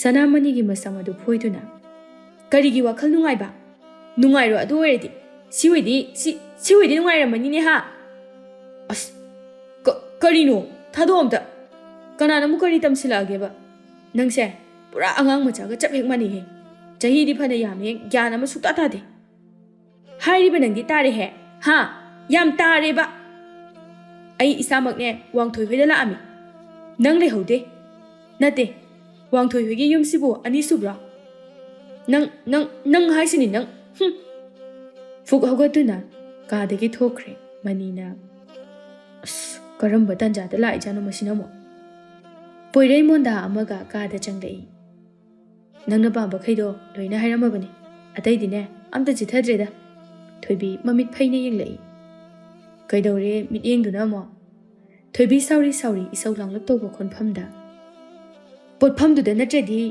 ꯋꯥꯔꯤ ꯁꯥꯟꯅꯐꯝ ꯂꯩꯔꯝꯃꯔꯣꯏꯅꯦ ꯑꯗꯨꯅ ꯀꯌꯥ ꯁꯨꯕ ꯅꯨꯄꯤꯅꯣ ꯑꯩꯅ ꯔꯥꯕꯣꯟ ꯀꯧꯔꯦ ꯃꯇꯤꯛ ꯃꯀꯣꯛ 10 ꯄꯥꯟꯕ ꯔꯥꯕꯣꯟ ꯐꯥꯎꯕ ꯁꯤꯇꯥꯗꯒꯤ ꯍꯦꯟꯅ ꯄꯥꯝꯗꯦ ꯑꯗꯨꯒ ꯀꯩꯅꯣꯕ ꯗꯥꯆꯧꯅ ꯇꯧꯔꯤꯁꯦ ꯍꯥꯟꯅꯒꯤ ꯐꯤꯕꯝꯗ ꯁꯨꯝ ꯇꯥꯔꯛꯇꯣꯏ ꯑꯣꯏꯔꯗꯤꯅꯦ ꯆꯍꯤ ꯐꯥꯗ꯭ꯔꯤꯉꯩꯗ ꯀꯥꯏꯅꯍꯧꯔꯁꯤ ꯑꯦ ꯀꯩꯅꯣ ꯅꯪ ꯍꯥꯏꯗꯨꯕꯨ ꯀꯅꯥꯒ ꯋꯥꯔꯤ ꯁꯥꯟꯅꯔꯒꯦ ꯍꯥꯏꯁꯦ ꯑꯇꯣꯝꯕꯅ ꯑꯃꯨꯛ ꯀꯔꯤ ꯇꯝꯁꯤꯜꯂꯝꯃꯦ ꯐꯔꯕꯁꯨ ꯐꯠꯇ꯭ꯔꯕꯁꯨ ꯑꯩꯁꯦ ꯆꯍꯤ ꯌꯥꯝꯃꯕꯅꯤ ꯍꯧꯖꯤꯛꯄꯨ ꯅꯪꯅ ꯉꯥꯡꯉꯤꯗꯨꯕꯨ ꯀꯩꯗ ꯆꯥꯅꯔꯤꯒꯦꯕ ꯀꯅꯥꯝꯇꯅ ꯇꯝꯁꯤꯟꯗꯤꯌꯦ ꯎꯕ ꯑꯩꯅ ꯈꯪꯉꯕ ꯑꯩꯅ ꯅꯨꯄꯤ ꯎꯔꯗꯤꯅꯦ ꯃꯃꯤꯠꯇꯣ ꯎꯏꯁꯤꯜꯂꯒ ꯆꯠꯂꯣꯅ ꯍꯥꯏꯕ ꯅꯠꯇ꯭ꯔꯕ ꯑꯁꯤ ꯍꯥꯏꯅ ꯈꯨꯗꯣꯝꯕꯤꯗꯨ ꯁꯤꯡꯗꯨꯅ ꯄꯣꯏꯔꯩ ꯃꯥꯒꯤ ꯃꯃꯥꯏ ꯃꯄꯥꯗꯨꯗ ꯊꯤꯟꯗꯨꯅ ꯍꯥꯏꯔꯛꯄꯅꯤ ꯄꯣꯏꯔꯩ ꯊꯤꯜꯂꯛꯂꯤꯕ ꯊꯣꯏꯕꯤꯒꯤ ꯃꯈꯨꯠ ꯑꯗꯨ ꯐꯥꯗꯨꯅ ꯑꯁ ꯇꯥꯅꯤꯡꯗꯦꯗ ꯂꯝꯕꯤꯗ ꯆꯠꯂꯤꯕ ꯅꯨꯄꯤ ꯃꯌꯥꯝꯁꯤꯕꯨ ꯂꯣꯏꯅ ꯍꯦꯛ ꯌꯦꯡꯉꯨꯕꯁꯤ ꯃꯉꯥꯏꯔꯦ ꯂꯝꯕꯤ ꯆꯠꯄꯕꯨ ꯃꯤꯠ ꯎꯏꯁꯤꯜꯂꯒ ꯆꯠꯂꯣꯏ ꯃꯤꯅ ꯑꯉꯥꯎꯕꯅꯤ ꯍꯥꯏꯅꯔꯣꯏꯗ꯭ꯔꯣ ꯌꯦꯡꯗ꯭ꯔꯒ ꯍꯦꯛꯇ ꯍꯥꯏꯔꯛꯀꯗꯕ ꯅꯠꯇꯦ ꯅꯪꯅ ꯀꯌꯥꯝ ꯅꯃꯤꯠ ꯉꯥꯎꯒꯦꯕꯨ ꯏꯅꯦ ꯊꯝꯕꯥꯜꯗꯨꯗ ꯐꯥꯎꯕ ꯍꯦꯛ ꯅꯃꯤꯠꯇ ꯆꯨꯝꯅ ꯌꯦꯡꯗꯕ ꯅꯠꯇ꯭ꯔꯣ ꯅꯨꯄꯤꯗ ꯌꯥꯝꯅ ꯆꯣꯞꯄ ꯑꯩ ꯌꯥꯝ ꯊꯨꯅ ꯊꯤꯜꯂꯨ ꯌꯨꯝꯗꯅꯦ ꯑꯩꯕꯨ ꯊꯤꯜꯂꯨ ꯅꯪꯒꯤ ꯅꯌꯨꯝꯁꯤꯗ ꯑꯩ ꯂꯩꯖꯅꯤꯡꯗ꯭ꯔꯦ ꯈꯪꯉꯕ ꯅꯪꯕꯨ ꯑꯩꯅ ꯐꯥꯔꯒ ꯂꯩꯔꯛꯄꯁꯤ ꯃꯉꯥꯏꯅꯦ ꯗꯨꯔꯕꯥꯁꯥ ꯍꯅꯨꯕꯥ ꯅꯪꯅ ꯑꯩꯕꯨ ꯐꯥꯕ ꯅꯠꯇ꯭ꯔꯣ ꯄꯣꯏꯔꯩ ꯃꯈꯨꯠꯅ ꯃꯀꯣꯛꯇ ꯄꯥꯏꯗꯨꯅ ꯈꯥꯡꯉꯤ ꯅꯨꯡꯉꯥꯏꯅꯤ ꯉꯁꯤꯗꯤ ꯑꯉꯥꯡ ꯑꯃ ꯑꯁꯤ ꯍꯥꯏꯔꯒ ꯐꯨꯛ ꯍꯧꯒꯠꯂꯤ ꯊꯣꯏꯕꯤ ꯄꯥꯈꯠꯅ ꯄꯣꯏꯔꯩꯒꯤ ꯃꯈꯨꯠ ꯑꯗꯨ ꯇꯥꯞ ꯐꯥꯗꯨꯅ ꯀꯩꯅꯣ ꯑꯉꯥꯡꯗꯨꯗ ꯀꯩꯗꯧꯕꯤꯒꯦ ꯍꯥꯏꯅꯣ ꯄꯥꯎ ꯇꯝꯕ ꯌꯥꯝꯅ ꯀꯜꯂꯤꯕ ꯃꯆꯤꯟꯗꯣ ꯁꯨꯒꯥꯏꯔꯨꯒꯦ ꯑꯁꯦꯡꯕ ꯍꯥꯏꯕꯩ ꯅꯠꯇ꯭ꯔꯣ ꯅꯪꯅ ꯑꯉꯥꯡ ꯐꯨꯗꯣꯏꯁꯦ ꯄꯣꯏꯔꯩ ꯁꯣꯔ ꯑꯃꯨꯛꯇꯪ ꯍꯣꯟꯊꯗꯨꯅ ꯍꯣꯏ ꯑꯁꯦꯡꯕ ꯍꯥꯏꯕꯒꯤꯅꯦ ꯃꯆꯤꯟꯗꯨ ꯁꯨꯒꯥꯏꯔꯨꯒꯦ ꯊꯣꯏꯕꯤ ꯄꯦꯔꯤ ꯑꯌꯥ ꯑꯁꯦꯡꯕꯅꯤ ꯀꯥꯏꯅ ꯍꯥꯏꯌꯦ ꯍꯅꯨꯕꯥ ꯅꯪ ꯑꯁꯤꯀꯣ ꯁꯥꯎꯅꯤꯡꯗꯅ ꯀꯥ ꯃꯅꯨꯡꯁꯤꯗ ꯄꯨꯟꯁꯤꯜꯂꯒ ꯊꯝꯅꯤꯀꯣ ꯅꯪ ꯄꯣꯏꯔꯩ ꯅꯣꯛꯊꯣꯔꯛꯏ ꯑꯁ ꯑꯩꯗꯤꯕ ꯈꯤꯇꯪ ꯀꯨꯏꯅ ꯁꯥꯎꯒꯦꯁꯦ ꯉꯝꯗꯕ ꯅꯆꯤꯟꯗꯣ ꯄꯩꯊꯣꯛ ꯄꯩꯁꯤꯟ ꯇꯧꯃꯟꯗꯅ ꯄꯩꯈꯤꯕ ꯇꯥꯔꯤꯃꯤ ꯌꯦꯡꯉꯨꯅꯦ ꯑꯁꯤꯕꯨ ꯏꯅꯨꯡ ꯍꯦꯛ ꯅꯨꯡꯁꯤꯈꯩ ꯄꯨꯛꯂꯥꯎꯕꯤ ꯍꯦꯛ ꯃꯥꯟꯈꯩ ꯀꯔꯤꯕ ꯍꯧꯖꯤꯛꯀꯤꯗꯣ ꯅꯪꯗꯤ ꯌꯥꯝ ꯐꯖꯔꯦꯍꯦ ꯑꯩꯅ ꯅꯪ ꯍꯔꯥꯎꯖꯅꯕꯅ ꯐꯖꯩꯅ ꯊꯥꯒꯠꯄꯤꯕꯁꯤꯗ ꯅꯪꯅ ꯈꯟꯖꯩꯁꯦ ꯅꯪꯁꯦ ꯌꯥꯝ ꯐꯖꯔꯦ ꯁꯤꯅꯦꯕ ꯅꯪꯗꯤꯅꯦ ꯗꯨꯔꯕꯥꯁꯥ ꯃꯨꯅꯤ ꯑꯈꯨꯏꯕꯗꯣ ꯑꯗꯨ ꯃꯥꯜꯂꯤ ꯑꯁꯤ ꯍꯥꯏꯔꯒ ꯐꯦꯠ ꯍꯥꯏꯗꯣꯛꯇꯨꯅ ꯆꯠꯈ꯭ꯔꯦ ꯄꯣꯏꯔꯩ ꯋꯥꯟꯊꯈꯩ ꯅꯣꯛꯍꯧꯏ ꯃꯁꯤꯒꯤ ꯅꯨꯄꯤꯁꯤꯒꯕꯨ ꯍꯦꯛ ꯈꯠꯅꯔꯕꯗꯤ ꯂꯣꯏꯔꯛꯄꯗ ꯑꯁꯨꯝꯅ ꯁꯨꯝ ꯐꯥꯒꯤ ꯇꯥꯊꯣꯛꯇꯨꯅ ꯃꯥꯕꯨ ꯅꯣꯛꯍꯟꯕ ꯍꯥꯏꯕꯁꯦ ꯑꯗꯨꯃꯛ ꯇꯧꯏ ꯃꯇꯧ ꯑꯁꯤꯅꯁꯨ ꯍꯦꯜꯂꯤ ꯅꯨꯡꯁꯤꯕ ꯄꯣꯏꯔꯩ ꯃꯥꯕꯨ ꯉꯥꯎꯍꯟꯕꯁꯨ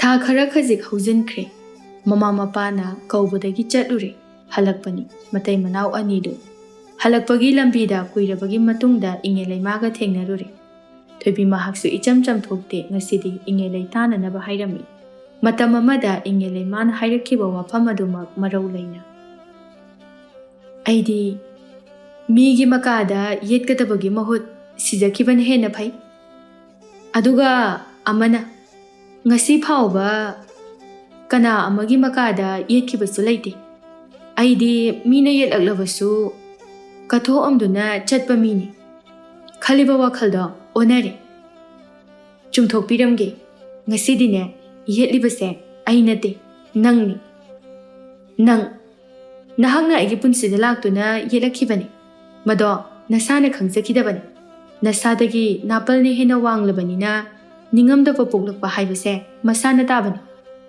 saklon yamba migidine saklon yamba ama adumak thengnagani layeng khatpa matamda cheksinba phajinduna khatpa tamgadabani ngangthokiba wa amuk hanjinba yaroi hainabale mina sibana chinda sana sibana khongolda nongthakta tin sitlabadi imaida tai haiba ipa ipugi pawro ase kaufade achumba makni matam chuppada achumbana mai pakpani haibase sisu khangjinba phai dacho chalesira kalakpa yami swaida kuina lepkumse natrabadi amu munkhiba yai ikai khangdaba yamna le ase hairamduna chatki nungsilan phamda mai paklaba nujadu akiba amta yauda poirei magi makhut samduna harau nungaibagi mai thong puduna lefawi ngasi su chakna yengduna nungsilan phamda mai thirabi mahaktu mahaki napalna tawkhibana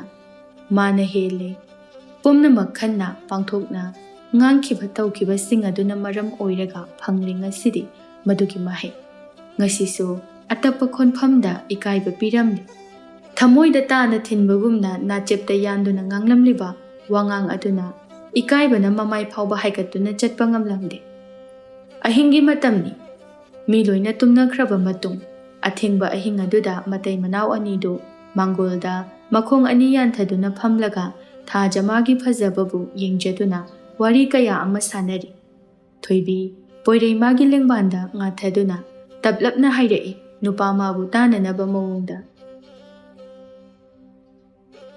tha jamahakse phajai haibase ahingda khakta makhangi ko ayuk nungthildadi numit magi mangana tha jamabu khumjin khiduna thoe haiba phauba khanghande poirei masu makha tarai thoibibu konboi lakpoi makhutna lengbala duda paiduna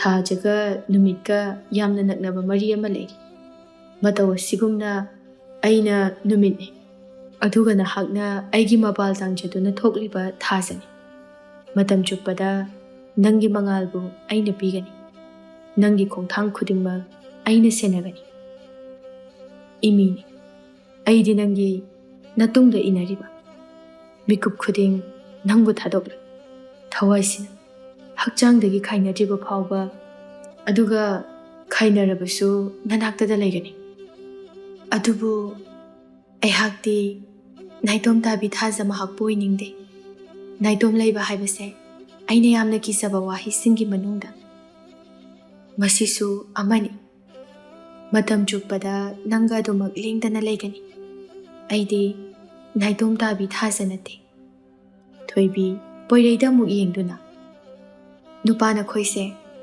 aina yaningdaba ma leiri pumnamak asigi haurakpham nahakna oiraga karisu khangjadaba thamoyanidi yeknarene ko isai tomta hangjabani lalibase kanano haina oiramde pukchelle pudaba aigi ira nakhoi anigidi karisu nara leite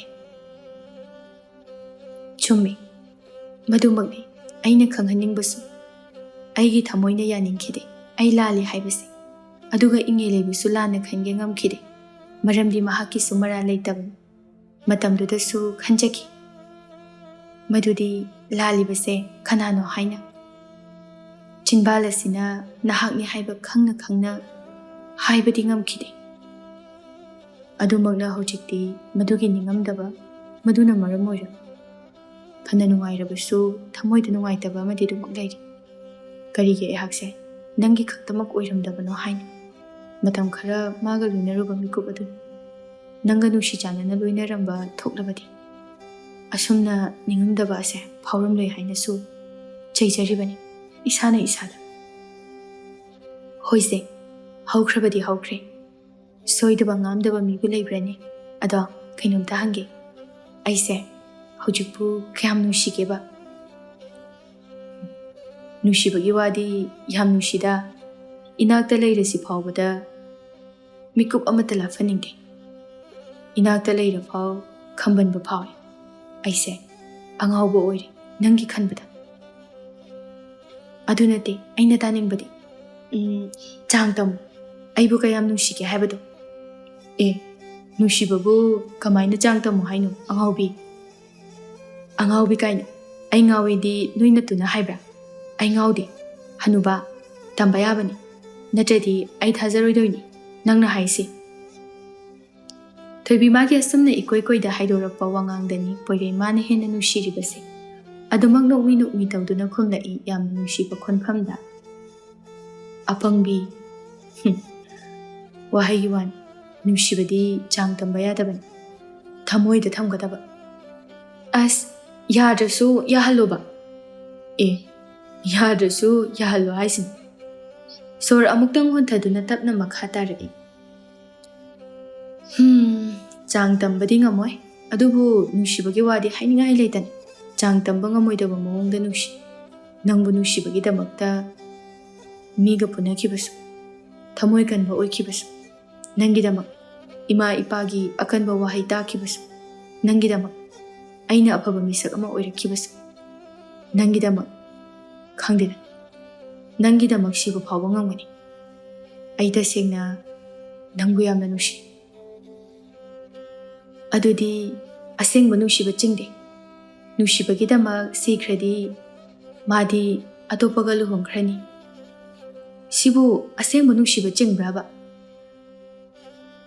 ꯁꯤꯕ ꯃꯤꯇꯅꯦ ꯃꯥꯡꯖꯒꯗꯕ꯫ ꯍꯅꯨꯕꯥ, ꯅꯪ ꯌꯥꯝ ꯄꯪꯉꯤ, ꯍꯅꯨꯔꯒ ꯑꯗꯨꯐꯥꯎ ꯈꯪꯗꯦ꯫